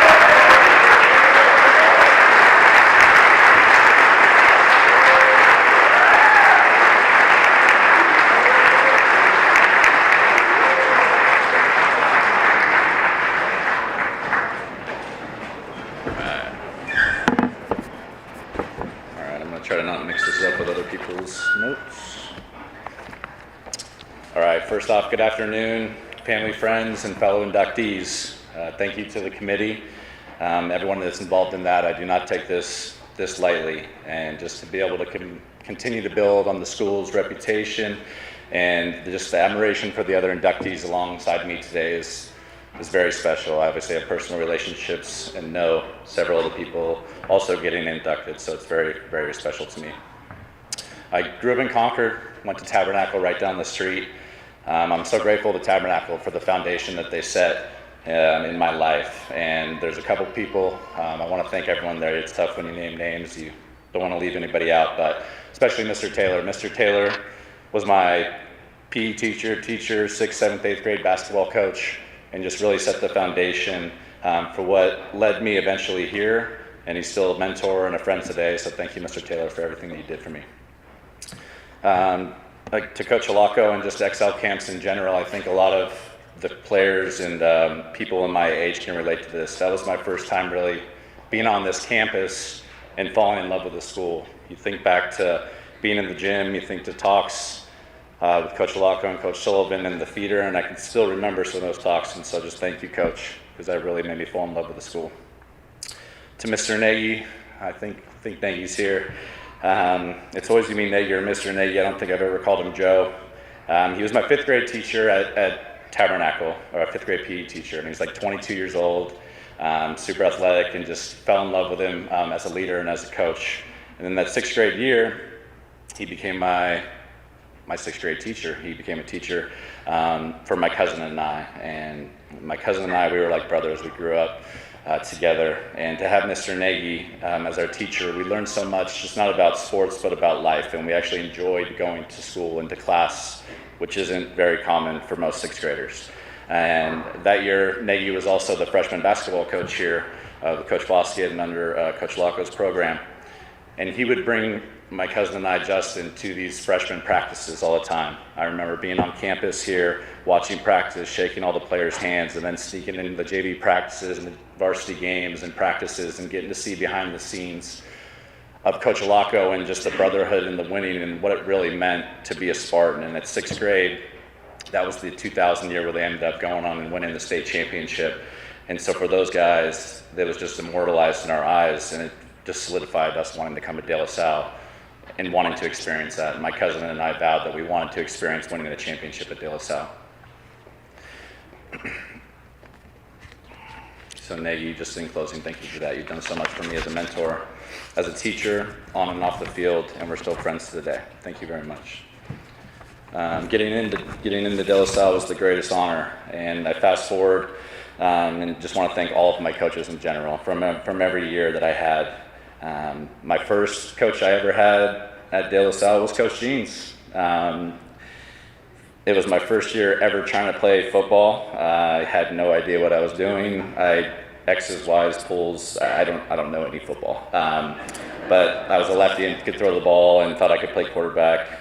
I threw the ball like twice, and Jeans sent me to receivers, watched me run like 2 rats, sent me to linebackers, and then kind of was on the line and linebacker. And I learned a few things that year. And first thing was that I never wanted to play football again. But mostly I learned what it meant to be a Spartan and what it meant to be held accountable. And Coach Jeans was a testament to that 20 years ago and is still setting that example. But I just really want to say thank you to Coach Jeans for showing me what it was about, experiencing the brotherhood, and I'm always thankful to you for that, setting that, as well as the rest of the freshman football coaches. To the freshman basketball coaches, we segued right in, Coach Foskett and your staff, the other coaches that are here. 6 a.m. basketball practices at 15 years old, that'll build some character. And thank you to my mom, obviously, for driving me to all those practices. It's pretty tough for a parent, 6 a.m. But again, just thank you to you guys for always being there, because it was hard to show up those mornings, but you guys were always there bringing the max effort. And so we knew that we would provide the same effort in response to you guys. So thank you to all the basketball coaches. To all my baseball coaches, starting with Coach Carroll, he taught me how to play the baseball the right way. He's an old school coach, and I still refer back to him today as a coach. To Coach Lemos and Longmire, unlike Damon and some of these other guys, I actually had to play the JV level. I didn't get to go straight to varsity, so I had to, do it all. So thank you to Coach Longmire. He was actually the first one that ever told me that I was going to be a professional baseball player. And as that had been my dream, when it's reiterated by somebody else at 15, 16 years old, that really sunk in and was something I took to heart. To my varsity coaches, Coach Kincaid, who's still around, was always there and was just always somebody that you could go to no matter what you needed. To my pitching coaches, Jason Dennis and Scott Lamoni, who are also De La Salle alumni, for them to give back to me when I was a student, I think in turn is why part of the reason I felt obligated, not obligated, but want to give back to. I was fortunate enough to have both of my varsity pitching coaches be alumni, and there's just something special about that, to have an alumni, the way that they can relate to the players and the things they say. It helps a little bit more. To Coach Borba, thank you so much for the video and everything you did, for believing in me, giving me my opportunity my junior year on varsity, for helping me navigate the college scholarship and ultimately the MLB process. I'm forever grateful for you. To my OFAVE teammates, this was my junior year, and I thank you guys for everything, as I would not be here without you. It was one of the most enjoyable years of my life, and I really grew up that year. I want to especially thank that group of seniors. They were tough, but you guys pushed us, and we followed your example. You were intense and expected us to win, never accepting anything less than perfect. But it drove us to be our best, and there was no greater feeling than celebrating NCS with them. To my entire 06 teammates and classmates, as many have said, these relationships last forever. I'm still close with 10, 15 of my closest friends, and not just seeing them here and there. We literally hang out every week, multiple times. Our kids play together, so I'm thankful for that.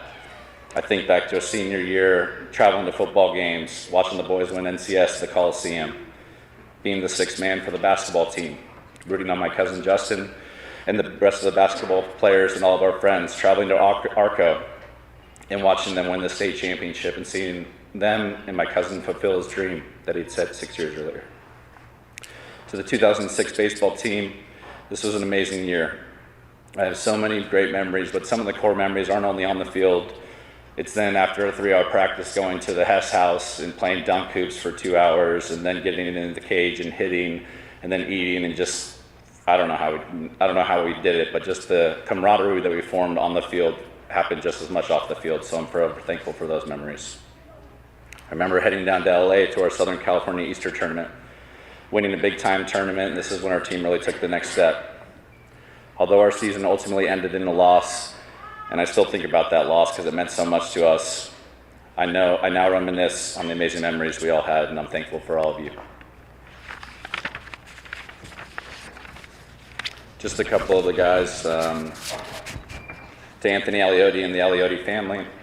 We met during basketball, and then we played baseball. We were instant friends. Anthony's dad was also the dean, it was cool. You maybe could get away with some stuff, but you also knew that if you did one thing wrong, you were not going to hear the end of it. I think of Mrs. Aliotti always looking out for me, giving me jobs in the cafeteria so I could help pay for lunch. Going to Tahoe with them, playing mini golf, wiffle ball, fishing, playing cards, and any other game that Mr. Aliotti wanted to cheat at. That's a fact. I'm so grateful for you guys, and Anthony, and thank you. Anthony flew in from LA today just to be here, so thank you so much. To Mikey Sapola, we met freshman year and played baseball together. When I say that, this is the most locked-in person, human being you've ever met in your entire life. And you may have heard that, but anybody that knows Mikey knows that's a fact. This guy was reading Mind Gym and the ABCs of baseball at 14 years old. He had a strength and workout regimen. He had the best, most healthiest lunches ever, but he was also the nicest human being you've ever met. Anybody that has met Mike can attest to that. So thank you, Mikey, to your family and yourself. All the travel ball teams, you're the one that got me into NorCal and traveling around, and your family took care of me so much throughout those years, so thank you.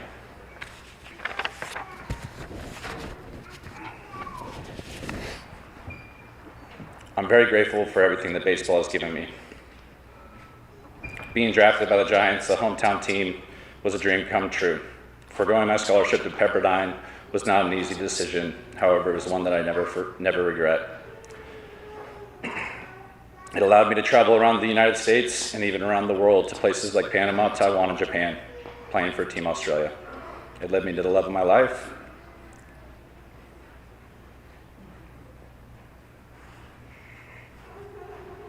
It allowed me to play with many future Hall of Famers and World Series champions. I'll forever be grateful for everything that baseball has given to me as a player. After playing was done, I really didn't know what I wanted to do at that point. When baseball was gone, I was lost. Thank you for my wife. We were married short after. I had to go back to school because that's kind of the bad part about getting drafted out of high school. You then have to go to college at like 28, 29, which wasn't great. Thankfully, I finished right as my son, Colton, was being born in 2018. Life was really happening, but I still was trying to find myself. I was missing baseball. I started showing myself back around campus, helping out as I could, helping in fall and summer ball. I always knew I wanted to be back on the field, and then in true Jeans fashion, I'd get a text saying nothing more than, "You in?" ? I had no idea what this meant. Was I late for something? Were we supposed to meet? Do we want to go out? I didn't know what he meant. After deciphering the code, I realized that he was offering me the opportunity to be the De La Salle varsity pitching coach. It was something that I could not fathom at the moment. To think of all the great coaches that have come before me, and for me to have the opportunity, thank you, Coach. And to my wife, because it was not an instant yes, as much as I wanted to say that. As any wife of a coach or a spouse of a coach knows, it's not easy. You're gone a lot, you sacrifice a lot, they have to pick up the slack. So thank you to you. Thank you, Cynthia. These 5 years as pitching coach have been so amazing, I'm grateful for the opportunity. From going to have Jeans as my freshman football coach in 2002, to my teacher my senior year, and now coaching together has been a real cool full circle moment. I've learned so much from you and our staff, and love being back on school and working with the players. Thank you to all my current and former players that are here in attendance. I appreciate your support today. I hope you learned something today, not just from what I've said, but from what the others before me have said. I hope this inspires you guys to want to be great, to take advantage of your opportunity, because you only have one of them as you go through De La Salle. And your goal should never to be me or one of these individuals inducted. It should be to be one of these teams that are inducted, because that's the ultimate goal. It's about winning a championship as a team, and the individual stuff will take care of itself. In closing, I had to save the family for last because I wasn't sure how I was going to do on this. Without your love and support, I wouldn't be here. None of my dreams would have been possible, and you've always believed in me and told me that I can do anything. To my grandparents that couldn't make it, hopefully they got the live stream figured out. Grammy's pretty resourceful, so I think she's got it. Thank you for everything and always being there for me. So many great memories with the family. My grandpa being there for me when my dad wasn't around. You guys did so much for me. To my Aunt Cheryl and my cousin Justin, you're like my second mom and my brother. We went through so much together, from sports tournaments to family parties, Cape Cod trips, and living together for a few years in grade school. Thank you, Cheryl, for always being there for me and Justin and believing in us. To Justin, my cousin, my brother, we were 2 months apart, born 2 months apart, and been together ever since. Same class every year, same sports team. We lived together and shared a bedroom for 3 years during junior high. You were always the best, which pushed me to want to be better. You were always number one, and I was always trying to keep up. You're the reason that I have every success that I have had to this day. You made me want to be great. I'm so proud of you in your own coaching career now, doing your thing at Michigan, watching you as an inspiration, and I'm grateful for your support. To my amazing wife, Cynthia, and to my in-laws, Bob and Donna, sister-in-law, Julie, and brother-in-law, Kiko, thank you for everything. You guys were always there for me in the off season, and have done so much for me. Cynthia, we've been together since I was 20 years old. We've traveled the world together and shared so many amazing memories, from the ups and downs, supporting me as a player for all those years, and now as a coach. Thank you for our two amazing kids that we have, and now get to bring back to De La Salle. I love you, Colton and Callie, so much. To my brother Nate, I love you, brother. You know we've had our share of obstacles and ups and downs in life, but you've never given up and have always persevered. You've always been there for me, no matter what I need or when I call, you always have my back. I'm so proud of the life you're building and the goals you and Emily are setting together. Keep pushing and know that I'm always here for you. It's gonna be hard. To my mom. Being a single mom and putting us through Tabernacle at De La Salle and making sure we were always first was no easy feat. You always chose us first and never made us feel like a burden. You're a great example and a great mom, and are continue to be a great mom and grandmother to my kids. Thank you for everything, taking me to practices. The list could go on and on, but you know how much I love you. And finally, to my brother Wes, who passed away in 2013. Life has never been the same without you. We miss you, but I'm trying to make you proud, buddy, and I know you're looking down on me. In closing, I want to thank all of the friends and families. I know there are some names that I haven't mentioned, but you are all so influential for getting me here today. Thank you very much for coming out and for this award. It's an absolute honor to be inducted in the Athletic Hall of Fame and the best school in the entire country. Thank you.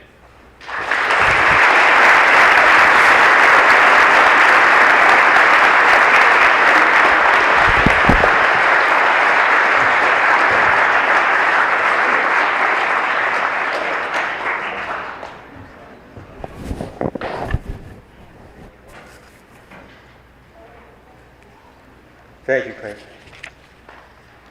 Scott Hirsch was named the De La Salle head water polo coach in 1993. During his first 6 years leading the program, the Spartans won 4 league championships. He also guided the Spartans to 3 straight North Coast section championships in 2000 and 2001, and then in 2002 before capturing another section title in 2004. In 2006, Scott was selected as the NCS Honors Coach for boys water polo. In his 21 seasons as the head coach at De La Salle, he guided the Spartans to 13 league titles and 4 NCS championships. To learn more about Scott, here is the video.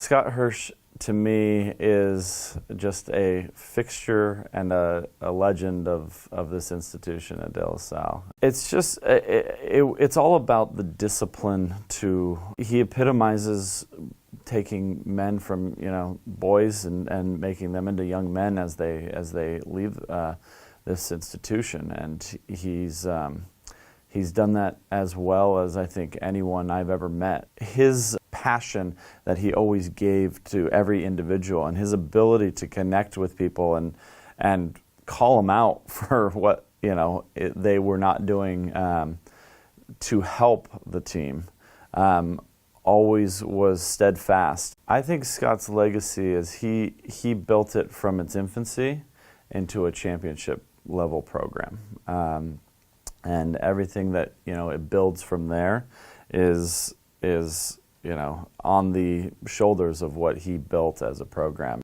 I mean, obviously, I still remember those 2 nights that we won our NCS championships, giving him a hug afterwards, especially as a senior, going out on top. Those are obviously memories that I won't forget either. The most important and the biggest thing that I'll remember about Scott and why I believe he's receiving this honor is because of what he put into the program, but more into every single kid that went through that program. I mean, he's the epitome of what I would envision for a coach, a Spartan, LaSallian, educator for this school. He's committed his entire life, his career to teaching here, but also to the aquatics program. I think it goes all the way through from kids that he got to coach from an early age that wanted to come to De La Salle because of him and because of who he was and the coach he was. His involvement here at De La Salle was tremendous. I mean, in terms of he was involved with the swim team in addition to water polo back when they used to have seasons of sports, and he would coach the swimming and coach his athletes basically year round. He gave you every single thing that he had at every time that he was in front of you, and to the point where he was literally exhausted. One of the things that he did best, and one of the things I try and emulate as a teacher now and as I'm still coaching, is the relationships he had with his players all the way through. I mean, we're talking generations of kids. He stays in touch, and kids want to stay connected to this community, to De La Salle, because of him. I think that's the biggest legacy he has. His work ethic, I think, is really what was always inspiring to me in terms of making sure that everything got done, but it got done really, really well. I mean, as a family man, as a community member, what he's done in terms of rec swimming and youth swimming in the area and at the high school level, it's unmatched in my opinion in terms of this area, probably across the state and probably across the country. So just has always been a man of values and super strong work ethic and just committed to this school and the kids that are here. So.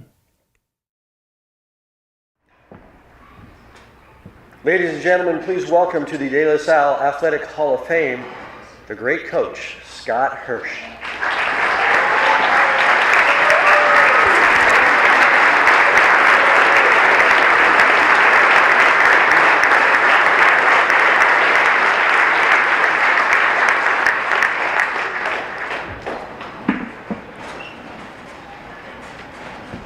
All right, well, first of all, coming to this event is always kind of like a shot in the arm for me. This is my 36th year teaching on campus, and makes it an even 40 if you consider the time I spent in the classroom.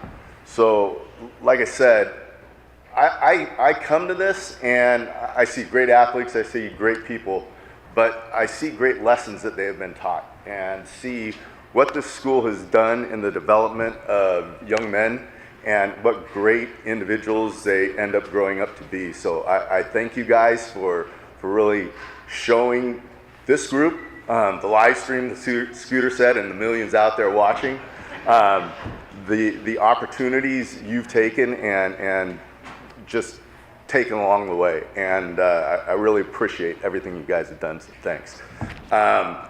Scooter did this all from heart, and I usually talk really well off the cuff about other people, but I can't do it by myself and talk about me, so I'm gonna have to read some stuff, so I apologize. But as I reflect over the 20 years of coaching here, there's so many moments to appreciate. And in my home, we've got a saying that you should count your blessings. And it really captures how I feel today and just what De La Salle has given to me in general. The success of our program is a result of a lot of things falling into place just right. I have to thank my supportive family. My wife, Luann, deserves special credit. She basically raised 3 kids from the months of August through November every year while I dedicated my time to my students and the program. So Lou, that sacrifice is never going to be forgotten. Hope you understand that. I was also fortunate to have help from great coaches at every level of the program. Former players returning back added a sense of tradition and legacy to our student athletes. High character individuals like John Coughlin, Brett Anderson, Jordan Sanders, Marcus Chin, David Matt Cooper, Brian Backrack, and Ray Meadows were instrumental in driving our success forward. But without a doubt, probably my best hire ever was bringing on Jimmy Karras to the program. Jimmy was fresh out of college, and he was a perfect complement to my approach. My ex-players know that I was typically the bad cop, and Jimmy got to be the good cop, which is the best way to be. His charisma and infectious personality had a way of inspiring and getting the kids to do anything he wanted them to do, and I'm not sure we would have turned the corner as a program without his help. One of the things that made coaching that much easier was the team chemistry we typically had here, and if I had to sum it up in one word, it would be brotherhood. And it's probably not the brotherhood that you're thinking of right now, but I'm talking about actual siblings. Over the time that I spent in the program, I coached more than 20 sets of brothers. Some of them, actually many of them, had 3 brothers in the family. In some cases, we had a consecutive 12-year stint of a family member in the program. And I tell you, it was a unique advantage because freshmen would come in and they'd already know what we were about.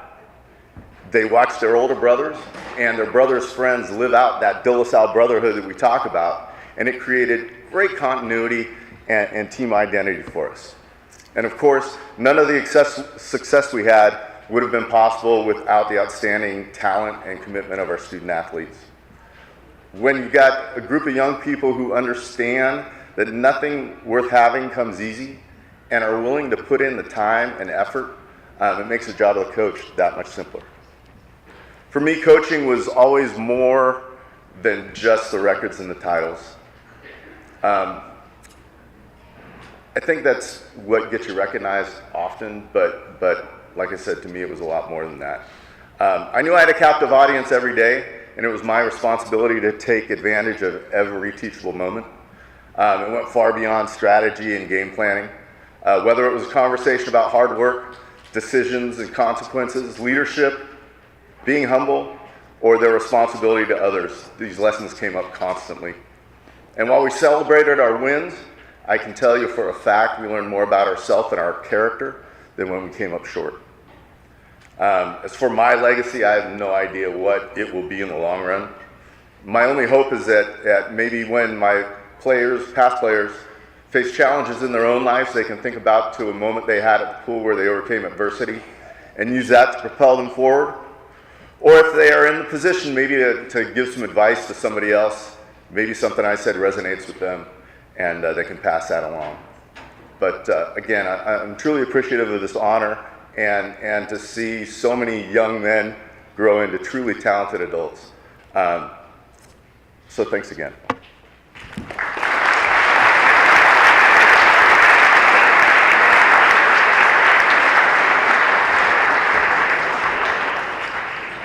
Congratulations, Scott. Frank Alarcon and I go way back. At least the 33 years I've been doing the show, I had the great honor of covering his teams, his great teams at Northgate and at De La Salle. I remember vividly him going to his games and having the kids in the stands yelling, "Alarcon, we love you." And I thought, wow, that is really annoying. They never said Bronstein, "I love you" or anything, but they love Frank Alarcon. And I don't know how you could ever give that up, going to work and having people tell you that they love you, but he did. And I had the honor of covering his son as a player and a coach, and most recently his granddaughter as a great diver from Clayton Valley. So it's been very fun. Frank spent 18 years as De La Salle's head varsity basketball coach. During that time, he led the Spartans to 17 league titles, 9 North Coast section titles, 3 NorCal titles, and 2 state championships. Frank guided De La Salle to a 487-71 overall record. Amazing. While posting a 229-7 record against league competition. Combined with his 167 coaching victories at Northgate High School, Frank was the 27th coach in state history to win 600 games, reaching that milestone faster than any coach in the history of California interscholastic basketball competition.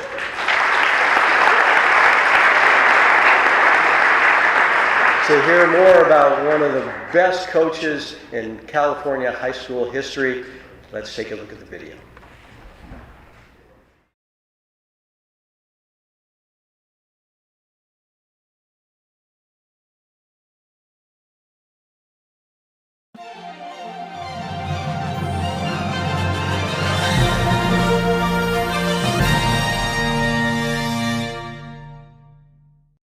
Frank Alarcon, father, friend, coach, but the epitome of what a friend is, only in that there to celebrate when times are good, but more importantly, he's always there if you ever need him. I believe Frank's legacy is one of the utmost respect, or actually, I should say success. His legacy is about success, but in reality, it's about the respect that he actually earned because he gave so much of himself to the players, to the program, to the school.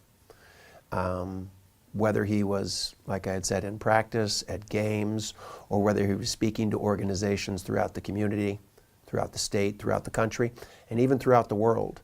Frank traveled all over the world as a Nike clinician for championship basketball, and his message was one that resonated with people of all walks of life, whether you were in North America, Europe, or Asia. And it was that if you can build the foundation of discipline, love, and sacrifice, you actually have an opportunity to touch players and touch their destiny far greater than wins or losses could ever measure. He would always talk about with his teams, the bigger picture. And the bigger picture was, again, what are you willing to do for your friends? You got a couple days to be able to explain who Frank Alarcon is. because that's how magical the guy is. I mean, he's a jack of all trades, extremely smart, an outstanding coach, and just a character. I mean, he's got a great sense of humor, and he coached at the same time I did. So he was the head basketball coach, I was the head football coach. He was a fantastic coach, so organized, very demanding, which I think all good coaches are. He became a legend. He was already a legend in high school football or high school basketball. I don't think I've ever seen a better basketball coach than Frank Alarcon. He crossed every T, dotted every I, had those guys in fantastic condition. My philosophy and Frank's philosophy were side by side. I mean, the way we approached everything. He left a legacy that's going to last forever. And, you know, I'm real proud to call him my friend. And I love him. He's just a great guy. He's just right down the line. He's a good moral man. He's a good Catholic. And, you know, he's fun to be around. We had a lot of fun. I'd call him up on the phone, he'd answer, hello, and I'd say, you know I'm better than you. And he'd do the same thing to me. P.S. He's a crazy bastard. Hall of Fame at De La Salle. The teacher, the poet, the coach, Frank Alarcon.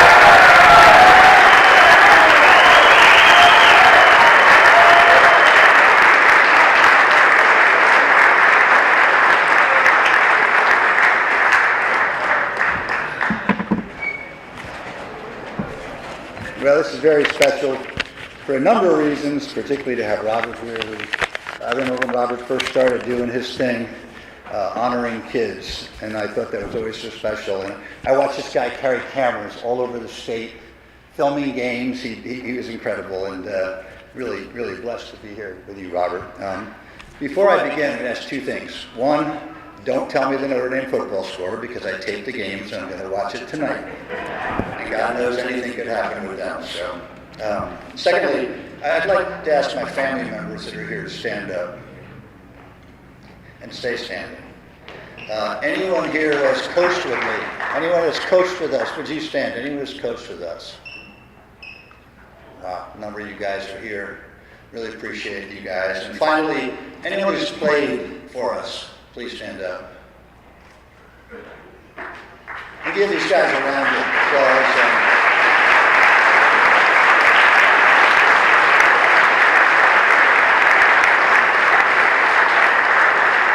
These guys flew in and really appreciated it. These people standing are the reason I'm standing here today, and I really appreciate them and all that they've done to inspire me in my life.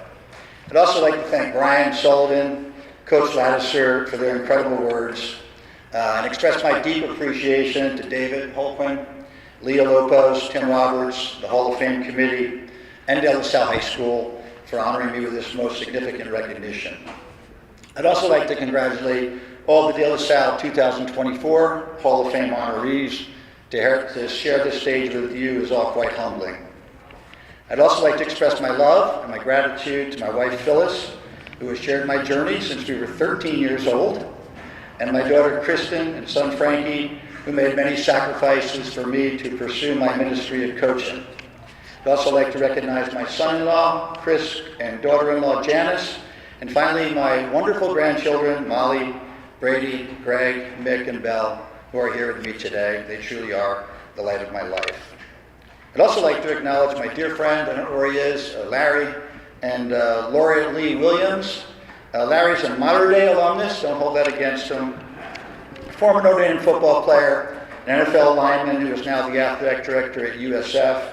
And Laura Lee was the first national champion tennis player at Notre Dame. So I appreciate you guys coming out from San Francisco today. Seems like yesterday I received a phone call from Terry Edson asking me if I would have an interest in the head coaching position at De La Salle High School. Quite frankly, I was very happy at Northgate High School, but after speaking to my friend, Coach Louis Renaud, I decided to visit the school and speak to Terry. From the moment I walked on the campus, I felt an immediate bond with the students who gathered on the quad. The environment here was electric. It reminded me of the feelings that I had when I first walked on the campus at Notre Dame. I remember as Terry toured me around, I saw DJ Williams in the weight room, and I was immediately impressed with his physical stature. And I asked Terry, I said, "Is that one of your NFL players home for the holidays?" And he said, "No, actually he's a freshman football player." And then he also plays basketball. And when I saw him, with all due respect to my 5'9" son, and some of the other Bronco players that are here today, I decided these players are a little different than what I'm coaching at Northgate. So I accepted the offer to coach here, and I received a phone call from Bob Ladouceur. Now, I didn't know Bob, I knew who he was, obviously, but we really had no history together. And he was really kind. He welcomed me to De La Salle, and then he said, "What are your thoughts on kids playing 2 sports?" And I said, "Bob, I played 3 sports in high school. I played 2 in college, so I certainly don't have any issue with kids playing multiple sports." He then said, "There's a special athlete here, DJ Williams." He said he excels at both sports, and he suggested we should meet with him and we should encourage him to play football and basketball. So a couple days later, Brian Sullivan and I come to campus, and I meet Bob for the first time. Coach Ladd and I entered a classroom, and there was DJ. Bob introduced me and told him, "This is Coach Alarcon. He's going to develop a national basketball program, just like our football teams. And we want to assure you that we are both supportive of you playing both sports." Ladd then turned to me and he said, "Coach, why don't you go and give your perspective to DJ?" So I said, "DJ, I've never seen you play, but obviously you're an incredible athlete. And if you're willing to maybe come to 1 or 2 open gyms during the summer and maybe lift with us once a week to build camaraderie, I think you might be able to play for me as a sophomore." Then Bob's turn. He gets up and says, "We haven't lost a football game in 5 years. I've got several players in the NFL. And if you commit to football, you're going to be the greatest football player ever to play at De La Salle." At this point, I could sense I was losing DJ. That was confirmed when he actually turned his back on me, his actions saying, "I like this guy a lot better than that guy." Well, obviously, DJ never played basketball for us. I walked out of that room, and Brian Sullivan approached me, and he said, "How'd the meeting go?" I said, "I just got my inaugural lesson. Never go first with Bob Ladouceur." Bob and I became the best of friends. We traveled all over the country supporting each other. He has been a great friend and mentor to me to this very day. Coaching here was an amazing ride. I was blessed to be surrounded by talented coaches, including my 2 longest tenured assistants, Brian Sullivan, one of the most loyal men and the greatest teachers I have ever known, and my son Frankie, who was a player favorite and a master of player development. In addition to them, we had a top-notch staff who gave up countless hours to serve our students, whether it was in practice, scouting all over the state. And as I mentioned, so many of them are here today, too many to be to name, but I am proud to count them as my dearest friends, and I miss going into battle with all of you. There were countless young men who bought into our vision and believed that we were more than just a basketball team. They were proud to wear their green 1950 cardigan sweaters and ties and be disciples of doing things the right way. And as a result of that conviction, success followed. These players and coaches had an enormous impact on my life. They challenged me every day to be a better coach, but more important, to be a better man. I was blessed with amazing role models, none more important than my father and my mother. My parents were devout Catholics who challenged their 4 sons to follow the path of Christ and always put yourself second for the good of the team. My father was my hero, a man who was a volunteer fireman for 67 years, serving as the vice president of the fire department until he died at 94 years old. My mother's still with us, 95 years young, and still making sandwiches to serve the homeless community of Elizabeth, New Jersey. I was taught the sacred gift of coaching by my brother Jerry, my high school football coaches Frank Patone and Don Carpenter, and my high school baseball and basketball coach, Paul Miller. They made athletics fun, and I'm still the best of friends with them. In fact, I was blessed to go back to New Jersey to speak at Coach Miller's 90th birthday party just a few weeks ago. I was lucky to play college football for Ara Parsegian, an acknowledged Hall of Fame coach, but in my opinion, one of the greatest men who ever lived. Through him, I learned that most successful coaches don't only say the words, they live the words as they motivate and model the appropriate behavior for the students who look to them for guidance. I am proud of the lifelong friendship that I had with him, and I brought many of the Notre Dame football traditions to De La Salle basketball. Believe it or not, Coach loved following De La Salle basketball. He knew our record every year, and any time we would win a championship, I would call him and say, "You won again." It's only fitting that this ceremony be held in the shadow of all these exceptional life changers. I've always liked the statues up here because all these people really made an impact. They're all life changers in this beautiful Hoffman Student Center. I can remember traveling with Ken to the state football games, and he would tell me that he always wanted to be a teacher. And I would tell Ken, I said, "You are a teacher, as your generosity to this school has enriched so many lives." And I remember Bob Lattiser and I speaking to him, and he was so reluctant to put his name on this building.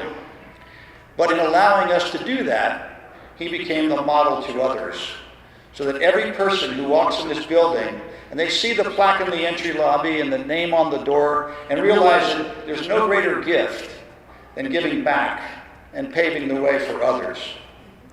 When Rex Walters offered me a position as the associate head coach at the University of San Francisco, I was torn.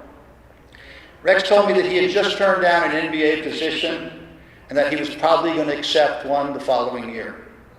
He said if everything worked out, I'd be in a great position to be the next head coach at USF.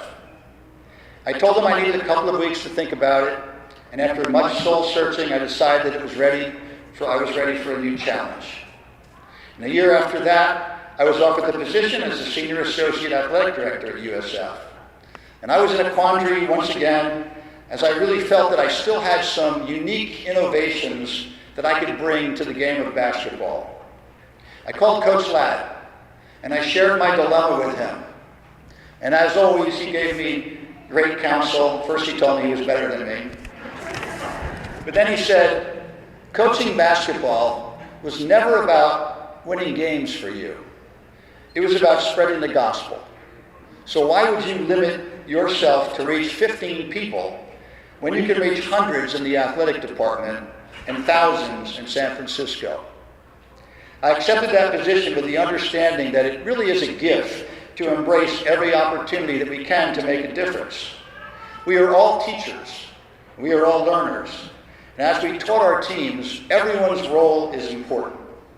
And we must be willing to learn how we can best serve others and then graciously accept the role that God has given to us. When I was young, I had a goal. I was going to be the starting quarterback at Notre Dame. And everything I did from 6th grade on was in preparation to go to South Bend and play for Coach Parsegian. Everything was in place for me. I received preseason All-American recognition prior to my senior year, but then an injury in the first 2 minutes of my senior year in high school destroyed that dream season. It was a devastating blow, but I gained perspective through the visit of a family friend, Sister John Bertram's, who comforted me, saying, "Each sorrow is a shadow sweet that tells how near Christ's nailed feet are walking by thy side." And those words have been and continue to be my guiding light through every misfortune I have ever faced. Despite my injury, I was fortunate that Notre Dame continued to recruit me, and they offered me a scholarship. And on my arrival at South Bend, I was a little bit dismayed to see I was 9th on the depth chart at quarterback, because I hadn't played the year prior. But I slowly climbed the depth chart and eventually became the second-string quarterback behind Tom Clements, who led us to the 1973 National Championship. At the beginning of my senior year, Coach Parsegian came to me and said, "We're going to appeal to the NCAA to get you an extra year of eligibility." I was thrilled that I was finally going to get my opportunity. But a coaching change and a shoulder separation in spring football once again derailed my dream. I was at the lowest point in my life, but I took comfort in Coach Parsegian's words. Adversity has the effect of eliciting talents which under prosperous conditions might have remained dormant. As time passed, and I gained a deeper understanding, I realized that all the setbacks were blessings. It was never God's plan for me to be an NFL quarterback. It was never my role to be the main guy. It was my job to prepare the way for others to do the things that I was not able to do. And I embraced that role. And my life has been enriched as I have enjoyed the success of the thousands of children, including Hall of Famers Clayton Tanner, Damon Jenkins, and distinguished alumnus Dalton Brown, that I was able to mentor through my Excel basketball camps, CYO leadership, coaching at Northgate and De La Salle, and now in my work at USF. I'm truly grateful for all the adversity that I faced and was part of a greater plan that would lead me to here. Everyone in this room is a coach. Whether it's a sports team, your business cohort, your family, your community, there are people that look up to you and need you to show them way. And the interesting thing about it is you never know the influence that you're having. Example, my granddaughter Molly. Yesterday just came out that she's the #1 diving recruit in the country. And next year she'll be attending Stanford University as a student athlete. But her inspiration to dive began when she saw Christian Ibsen, a De La Salle Hall of Famer, dive in the 2012 Summer Olympics and told her mother, "I want to be a diver like him." And I'm sure that Christian has no idea of the life-changing difference he has made in my granddaughter's life. People often ask me if I miss coaching. And my response is, I never stopped. I just shifted to a different demographic. And with that being said, it would be odd for an old coach not to close with a coaching challenge. You are never too old or too young to make a difference. Before Coach Parsegian passed, I sent him a letter. And I said, to focus on your 84% winning percentage and 2 national championships would be to diminish who you are. Arrow retired when he was 51 years old. But his real greatness was not the 11 years that he coached at Notre Dame. It was the last 23 years of his life, when he raised $50 million to combat Niemann-Pick C syndrome, a fatal disease that took the lives of his 3 grandchildren. There were only a couple of labs in the world researching this disease when Coach's grandchildren were afflicted. And today, there are 100 labs. And on my recent trip to Notre Dame, I was told that they have isolated the defective gene and they're on their way to a cure. Now that's an impact. That's making a difference.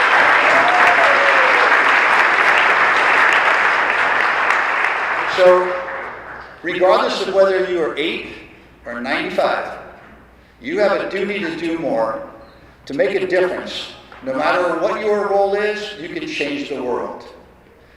Remember, your legacy is not what you leave for others, it's what you leave in others. Leading the Spartans was an amazing experience, and my life was truly enriched by the young men I coached, the people I coached with, and the spiritual mission to which we served so faithfully. I accept this recognition on behalf of that dedicated staff and those incredible young men who accepted our mantra and elevated our program in our commitment to fighting the good fight. I'll always be grateful for my experience on Winton Drive and thank all of you for allowing me to be a small part of the great history of De La Salle High School. Thank you.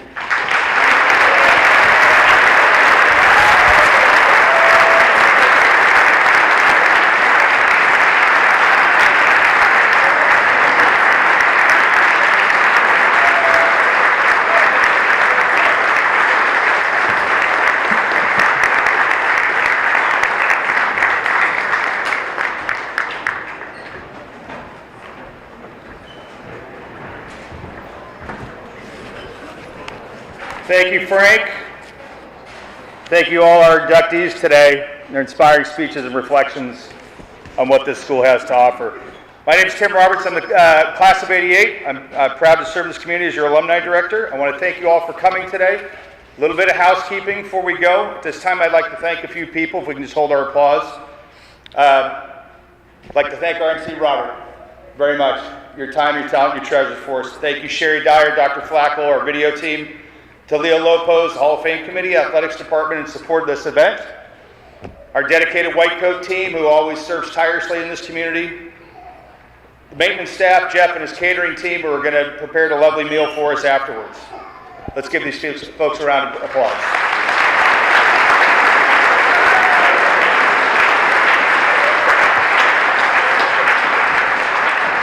To our students who have joined us here today, I hope you take away something today. I know you all will. I know you guys have homecoming tonight, and when we wrap this up in just a couple minutes, you guys are free to go, but I want to thank you for coming.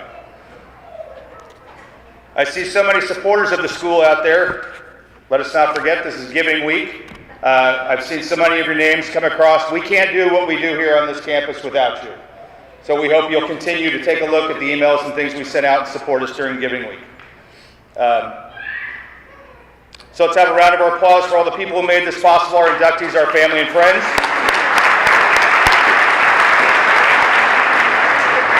These tables will be cleared for your, you can sit here and eat. We have some tables outside in the quad if you want to meander around. The LAPC is open, the weight room is open if you want to go and visit. So thank you all for coming today. St. John Baptist de La Salle, live Jesus in our hearts. Go Spartans. Oh, sorry, 2010 football, you can grab your plaques now.